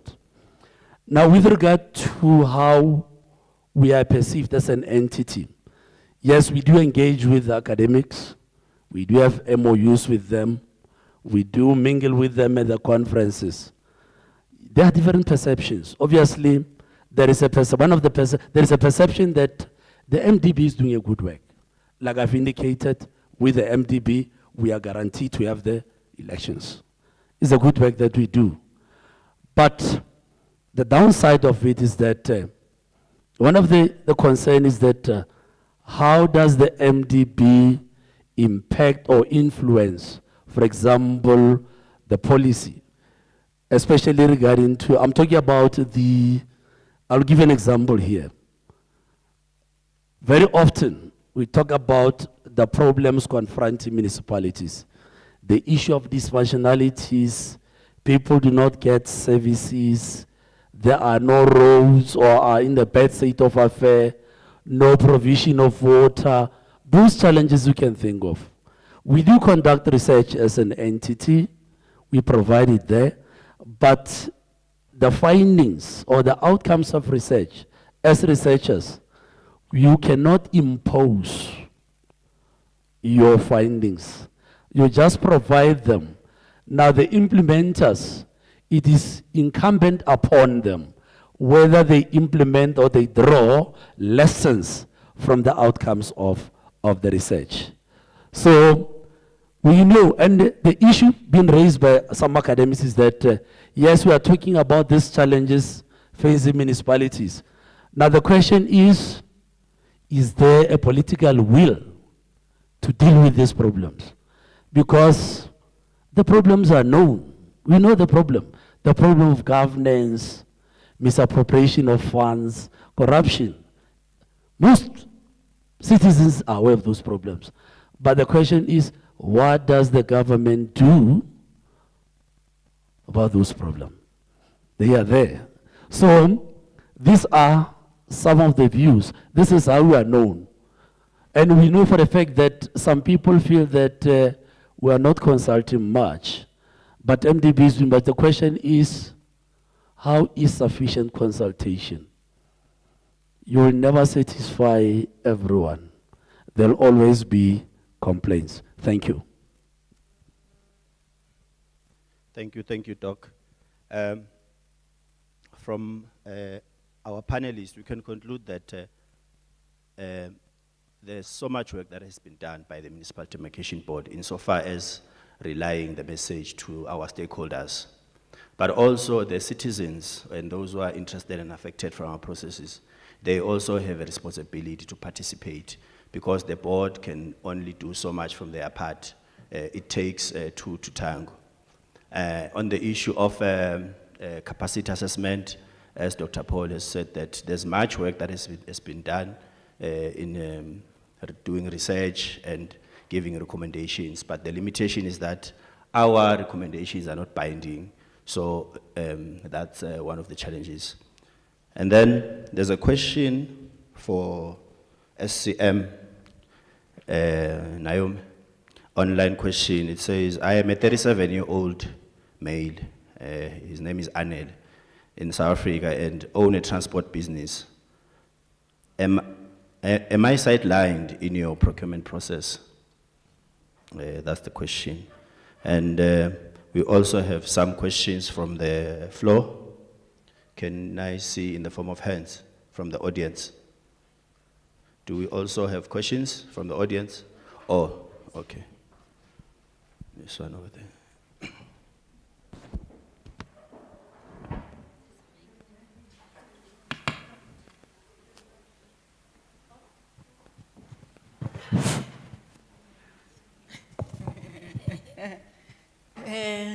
Hi, my name is Anatlet and I'm living with disabilities. So my question is about counselors, right?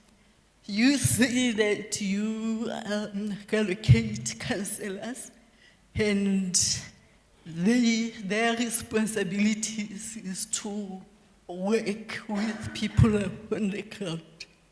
So if those councillors there are failing us on the ground, what is it that is there that we as communities can do?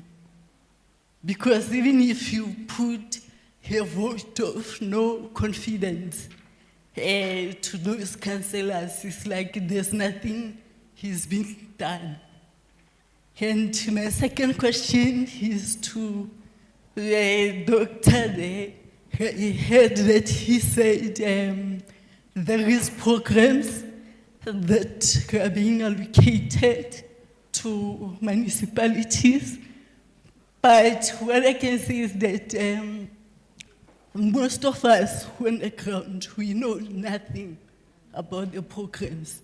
So what I can say is that those municipalities that are failing us on the ground, we have no information of what are the programs are there, and even with living with disabilities.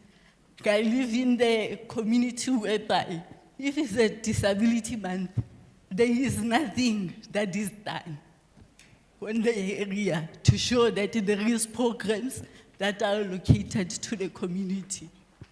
And as for the business, I think Sisters Day is dealing with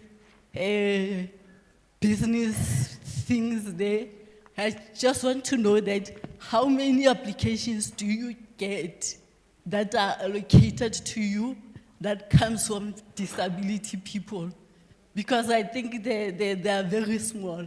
So in those cases, what do you guys do to educate people out there in the ground to say, this is what is happening, and if you need more education or more information about this, this is how you are supposed to do. How do you support those people who are living with disabilities to actually for them to be able to get up and do something about their lives? Because even an ordinary person is struggling to get a job. So what about a disabled person? Thank you.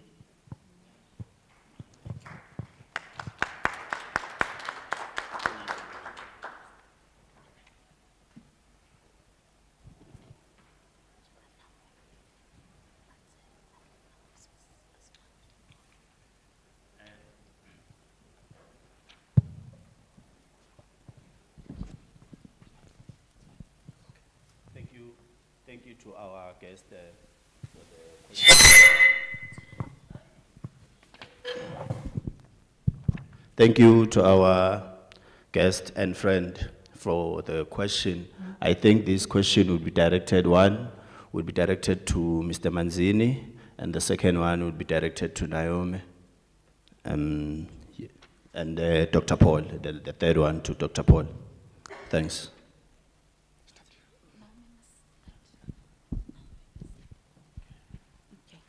Thank you very much for the questions. And again, thank you to Ms. Barileng for this platform. This is actually an education to the people living with disability. What we do in SCM, what we have noticed when we send out requests for quotations, people with disabilities, they don't respond. And as SCM officers, what we do, we take up the initiation to make a follow-up to find out exactly what is it that maybe they're missing the email or maybe they don't understand the email. And my colleague and I were surprised. One of the suppliers said to us, I'm blind and I'm able to deliver such a service. Please request me for stationery because I can get someone to assist. And in that process, us as SCM officers, we were also educated that there are some certain services that people who live with disability are unable to deliver. So we take the initiative to make sure that we follow up and we try to understand, and also we break down the requests to them and ensure that they understand exactly what we are looking for. That is what we are trying to do. And with this platform, we take the opportunity to educate them that they must respond to our emails. They can even call our offices to find out do we have any request. And to answer the second question from Anele, we do not sideline male business owners. We still send requests to everyone. But we have noticed that people living with disabilities, they have not been taking up space in business. They have been left out. So we try more to assist, to ensure, for example, if I'm requesting 5 service providers to supply banners, I would have 3 suppliers living with disabilities to ensure that I uplift them. And that doesn't mean I would just take someone living with disability and give them business. No, we also follow procurement processes. We evaluate our quotation using the National Treasury processes to ensure that everything is in par. And just to close up, we encourage youth, women, people living with disabilities, take up space in business, contact us, find out if you have anything. And also, if we had sent out requests, we are communicating, we are open to understand your difficulties and see how we can assist us as women in order for you to understand our terms of reference. I hope I've covered everyone. Thank you. Thank you. Thank you very much for the fascinating or interesting question. Yes, indeed. I think what you have raised talks to the problem of, it's a governance issue. So what I would say is that as an entity, we do have a space in which we operate. And other sector departments should play their part. The MDB is doing as much as possible. For example, local radio stations, community stations, pamphlets, brochures, around the taxi, bus stops, whatever. We do try to communicate as much as possible. However, I do consider that, yes, we'll strive to improve the relations on how we work with the communities on top of what we are currently doing. For the people on the ground to get information, I think that role should be mainly played by COGTA, because the municipalities are not reporting to us. As a result, we cannot direct them or tell them what to do. But there is their department, maybe through communication, whatever. What I'm saying, I'm trying to say, whatever issues we have, I think the most relevant department is that one of COGTA. But with regard to our programs, I also urge that community members play their part. For example, if, for example, there is a meeting called, a community meeting, you find that maybe 1 or 2 people attend. Obviously, that will be a problem, meaning the message won't be transferred, would not reach the wider audience. So the communities must also strive to ensure that they attend. We know most of communities only come maybe when there's a promise, a hope that, yeah, we know the poverty levels, people are hungry. When food is provided, when there is a promise that jobs are there to be applied for, that's when people come. But what we are saying is people should also attend to, especially to the MDB meetings, so that we should know this is what the limitation process, what is my role, what does it entail. After this, the local government election comes. After government local government elections, the municipal boundary determination. So this process are cyclic. So we do understand your concern, but we'll always strive to ensure that maybe as our sector departments, COGTA, maybe there may be a way through which we can also conscientize them to ensure that, please, people are on the ground are crying in as far as getting information, communication is concerned. Thank you very much.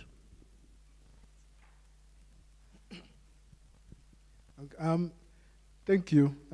Thank you for the question. All right, thank you for the questions. I was tempted to give you a very short answer to this one. But I would like to maybe say something before that. When it comes to councillors, if you say they don't do their jobs, and they don't provide services to communities, I think one thing that's just out there is that these people, they come to our doorsteps. They will then promise you, promise you things that they will do for you. And then we vote for them. So after that, there's these things called IDP roadshows, where they will also, as far as I know, to other local municipalities, they will go to these areas and then they will say that what are the needs of the communities within those wards. And then from there on, those inputs will be then put in what they call an IDP for the local municipality for the next 5 years or so. Now, the councillor is then supposed to fulfill all of those things that are within that IDP. Now, there's this thing that happens when you call IDP meetings. You find that sometimes communities are not even there. Some other times, I've seen some other IDPs where there will be nothing within that particular ward that will be placed within that IDP. When then the municipality starts to implement their programs, obviously they will not implement anything when there will be nothing in that IDP. So if perhaps then we get to a point where we say that the councillor is not providing services to communities, first and foremost, there will then be steps in which will be taken in which you can report that councillor actually to COGTA. And then I believe whenever that happens, then you have issues, you're going to have processes where it follows by-elections. But before it gets there, I think it's also important that whenever we are going to say we are voting for someone that's going to represent our needs in council, let it be someone, because we're talking about local government elections. Let us maybe perhaps elect someone who will represent the needs of our communities in here, so that perhaps we don't get this kind of issues coming up, because they do come up every now and then.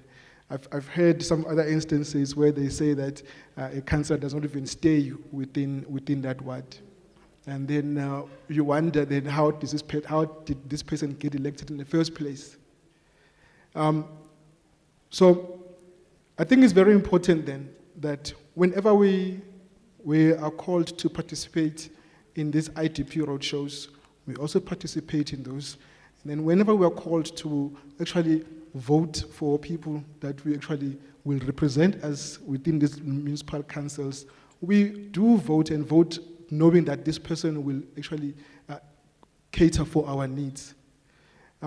So if ever we see that that's not working, then there will be processes through COGTA, through the IEC, where people can have by-elections to remove a councillor who is not providing services to communities. But I will implore you, and most citizens, all citizens, to actually participate in these processes, because at the end of the day, like Dr. Paul said, the one important thing that drives most of these things is that people must register to vote. You don't have to vote as long as you are within the voters' roll. Be there in the voters' roll, because that also assists in enhancing participatory democracy within the country. Thank you. Thank you. Thank you to panelists. Thank you for the question, Anatlet. It really stimulated a conversation that is often relegated in the domain. We really appreciate. And from the side of the MDB, we do have from our APP for the SCM, we have an obligation to reserve a percentage of our procurement for special groups. So insofar as the demarcation board is concerned, you are represented. And then I would like to take a question from Abel, Mr. Abel, our colleague.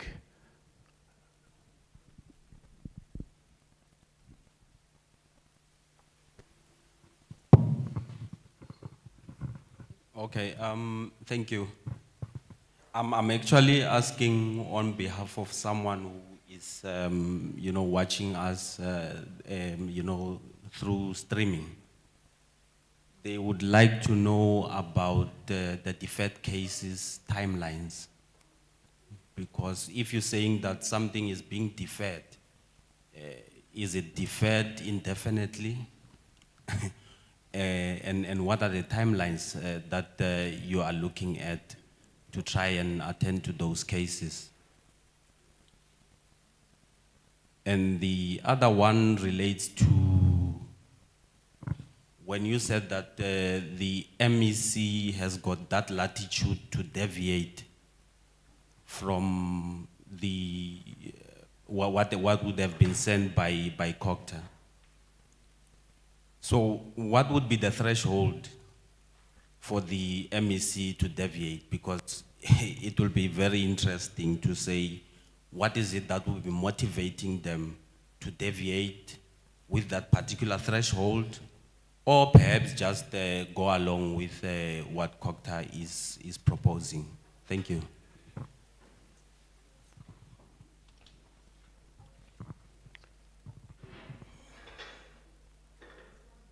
Yes, she can respond. Thank you, Program Director, not to Abel. But the question that was raised regarding the job creation for the youth, the communities out there. Municipal Demarcation Board is a very small entity. And I think people see us everywhere as an organization. However, we are an entity of less than 50 employees in the workforce. And we continue to do more with less. And we do have also our own internal challenges. And as a result, those challenges, we've escalated them to our stakeholders, our partners, for funding of the interns as well. So once all processes are in place, we'll be able to advertise and recruit the interns and make a difference in the communities out there. Thank you so much. Thank you so much, Hadi. I'm sure the audience will appreciate the fact that you do target the youth in your recruitment policy. We have a question here. Dimakato, can you please come and read this question?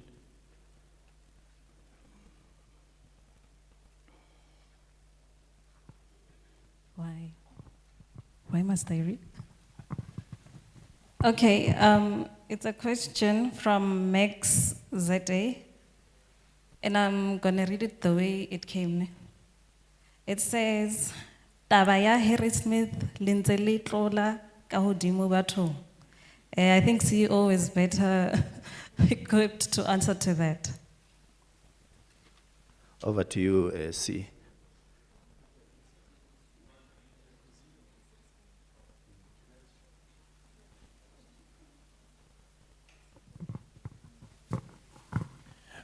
Thanks, Program Director. Yesterday, we also presented to what they call the Free State Salga People's Assembly. and we had representation from all municipalities in the Free State. And the issue of Harrismith and Maluti Apofung came up. It was explained in that meeting that the report back from the research team on what comes out and captured as evidence-based recommendation will be submitted to the board for consideration. Harrismith wants out. MAP is saying even if Harrismith wants out, it must not include a place called Tsiamu, which is nearby. It's quite strategic because that is the place where you find the locality of the SEZ. So in other words, the money used for that area comes from Harrismith, but the benefit will be for Maluti Apofung. So in a nutshell, once the recommendations have been articulated, finalized, and engaged, we also went further to make a suggestion that prior to the board considering what would be coming from Dr. Paul Radikonyana's unit, that a meeting between the MDB and the Free State provincial government be held. Because it is there where we will get a feel about what is it the Free State provincial government is stating as a possibility of a loss in terms of their way of administration vis-a-vis what has been recommended. So yes, it will be part of the issues considered by the board, probably during the Q4 of the 2024-25 financial year. I hope I've touched on that. So it's work in progress, but we'll keep members of the public alive to developments around the case. Thank you. Thank you, SCE, for the clarity. I hope our online audience, they will be covered. Since this is also a deferred case, the Harrismith case, Dr. Paul will like to cover or include it on the question that Abel has asked. Yes, thank you, Mr. Facilitator. Yes, I'll be responding to the questions which were asked by Abel on behalf of an external participant.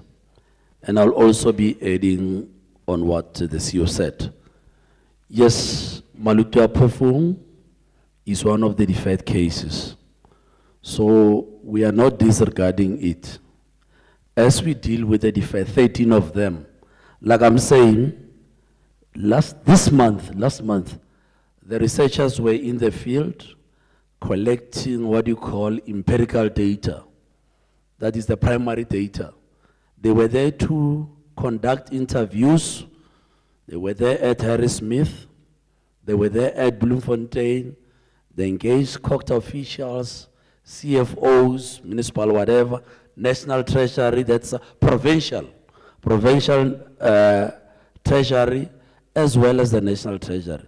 So we're busy with that. As I'm talking now, we're in the process of finalizing. We're doing the synthesis, analysis, and we're in the process of trying to make sure that before the end of this quarter, the reports on the Maluti Apofung, I'm referring to 6781 and 6782 because they do affect Maluti Apofung, those two cases. So they're being treated as one case.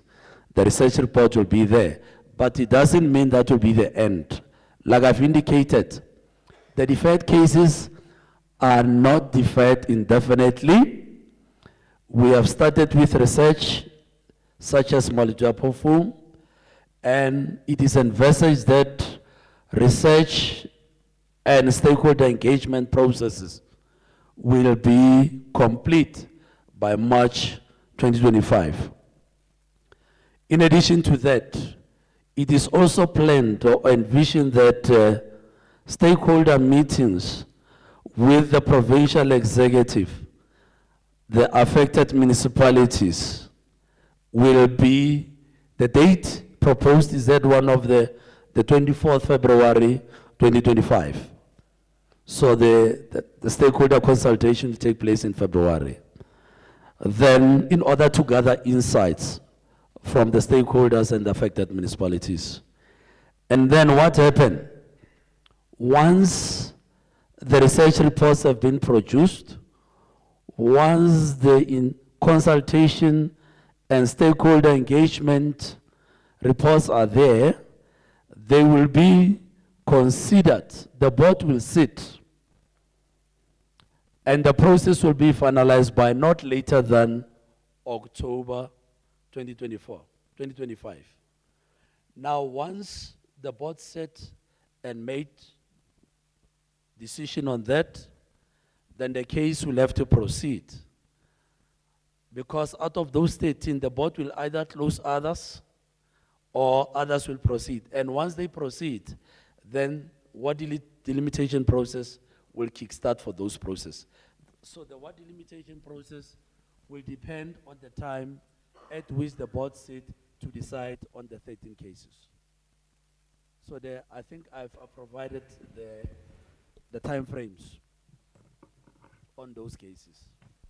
Thank you.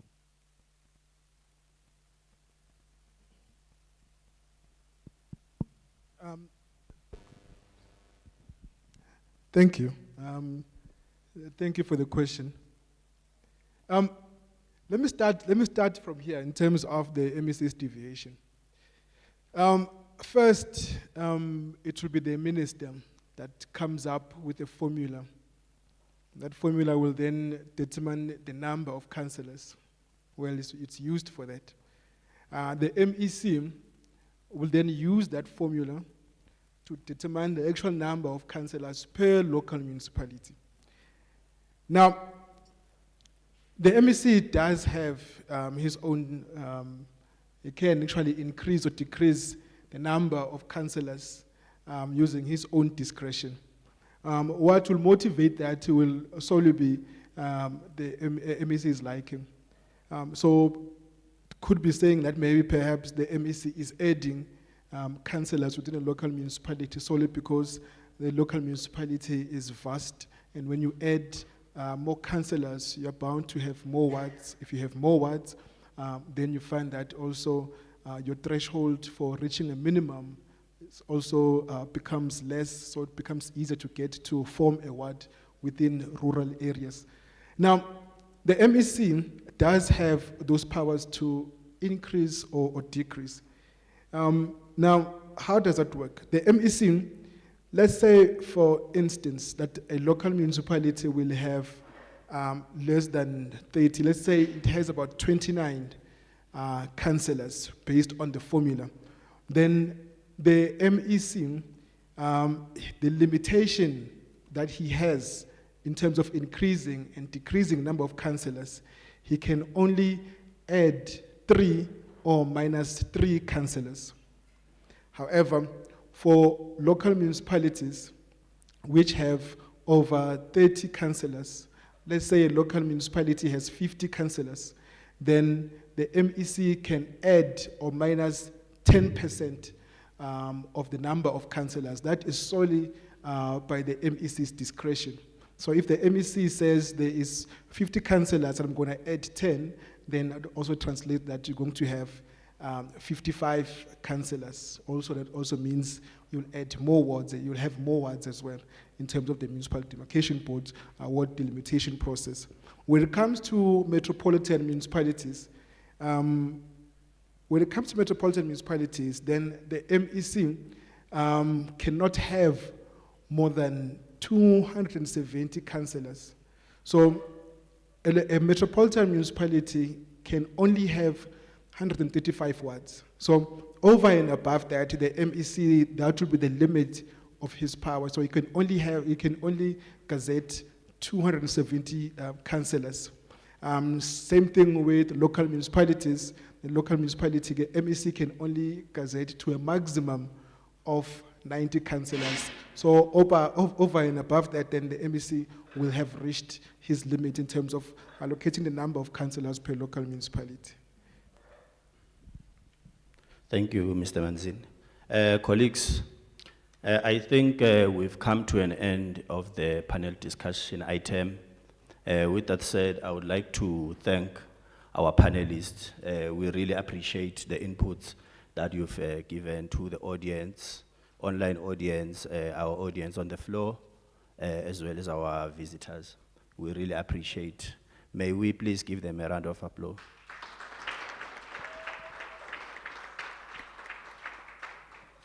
Thank you. Over to you, Program Director.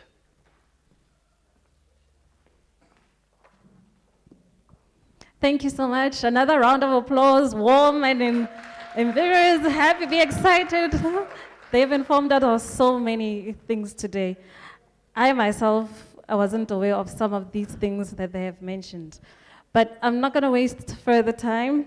Although my facilitator almost took the next item, I'm going to call upon Mr. Faisal Hussain to just give a vote of thanks before we close off this session. Thanks, Mr. Faisal.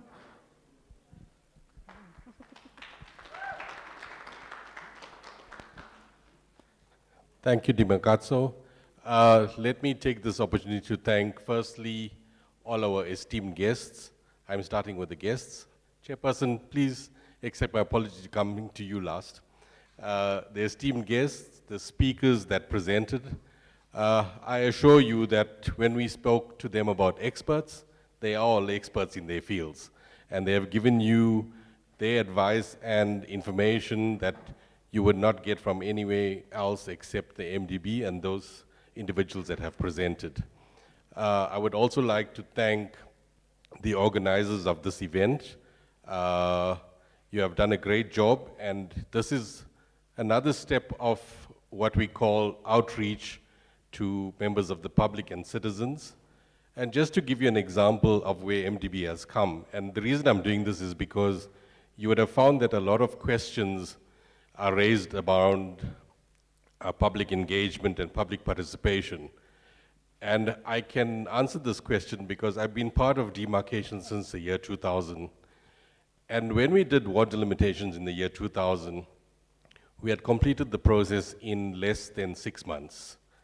We have since then extended the ward delimitation to an 18-month period, which means 12 months of the 18 months is used for public engagements, what we call education and awareness, and all of the aspects that are not in the legal process. So by that benchmark or that yardstick, you can estimate how much more effort MDB has put into citizen engagements. So back to the thank yous. Thank you, Chairperson, CEO, for your presence, and I think we have reached the end of this program. And again, let me just thank one and all of you for attending, freeing up your morning just to be with us and to listen to all of the information that we were handing out. Thank you very much and enjoy the rest of the day. Thank you so much, Mr. Hussain.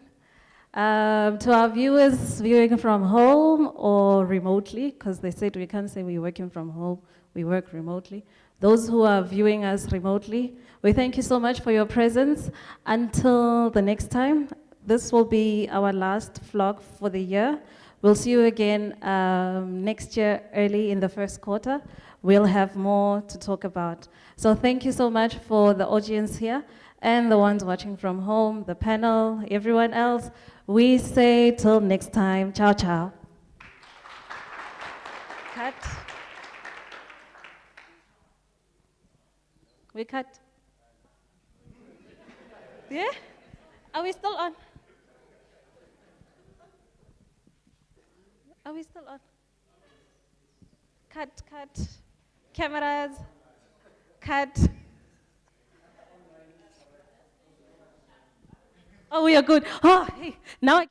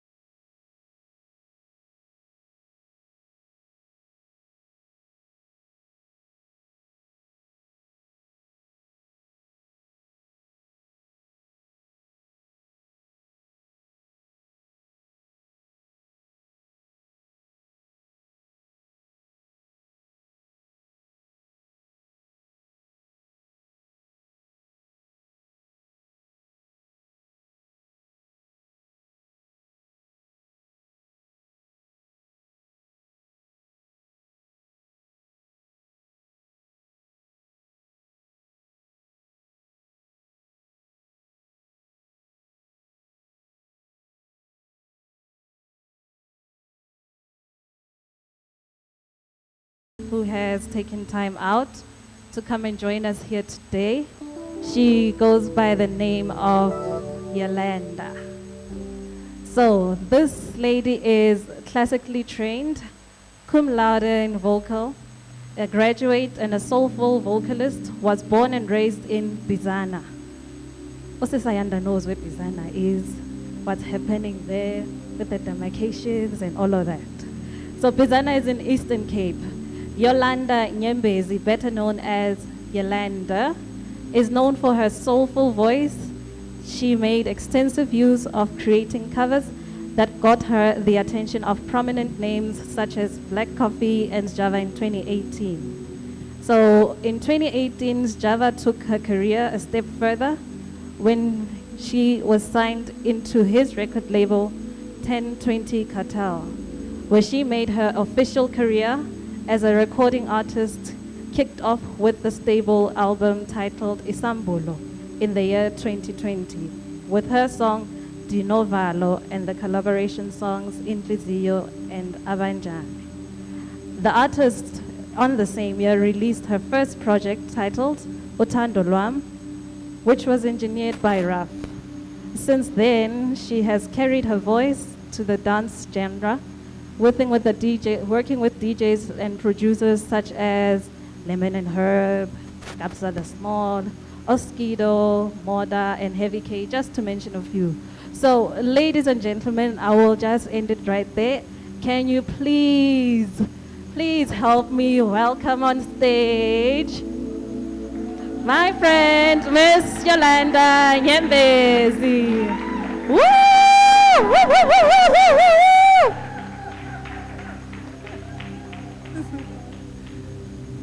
Yo, what do I say after that? I think I shouldn't talk, ne? I should sing. Yeah, I should just sing.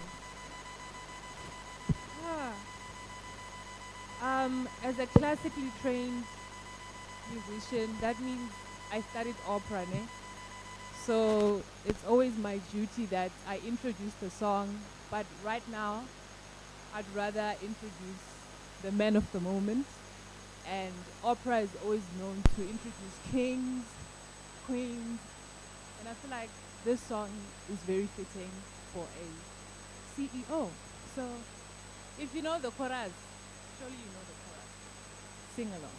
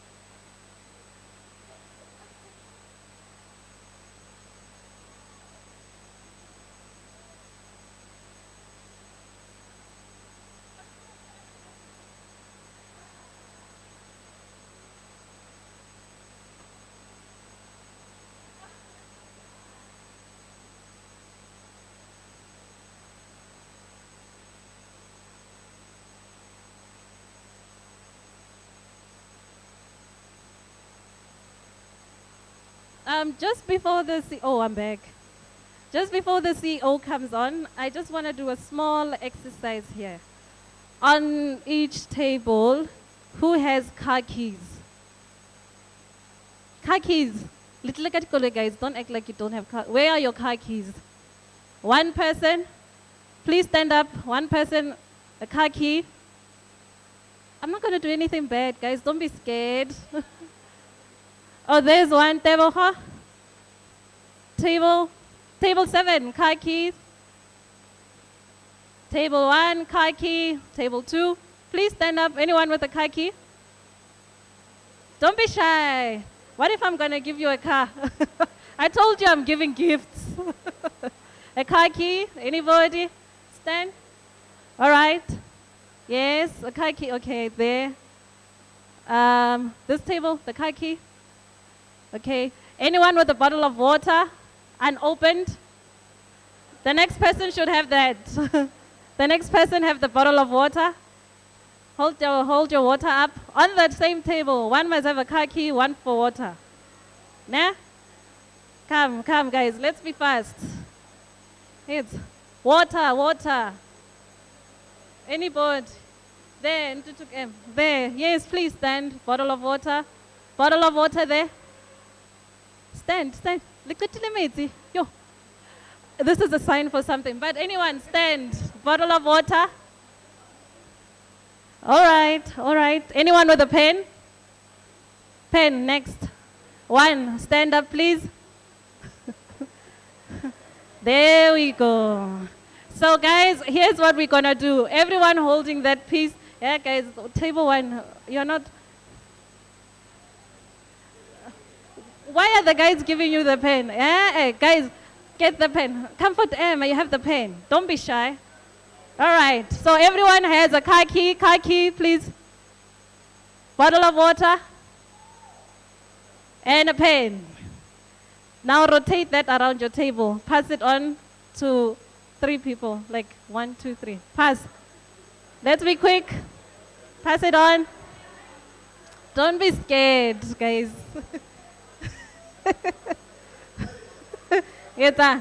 So who has the keys now? Who has the water? All right, so guys, listen carefully here. Guys, why are you so scared of the pen? We're not going to write a poem, don't worry. So here's what's going to happen. The one with the key, raise it. You are the driver for that table after we leave. Make sure everyone gets home safe, ne? Yeah. The bottle of water, where's the water? Make sure people are hydrated after drinking the you-know-what, right? Make sure, that's your responsibility. And then, the one with the pen.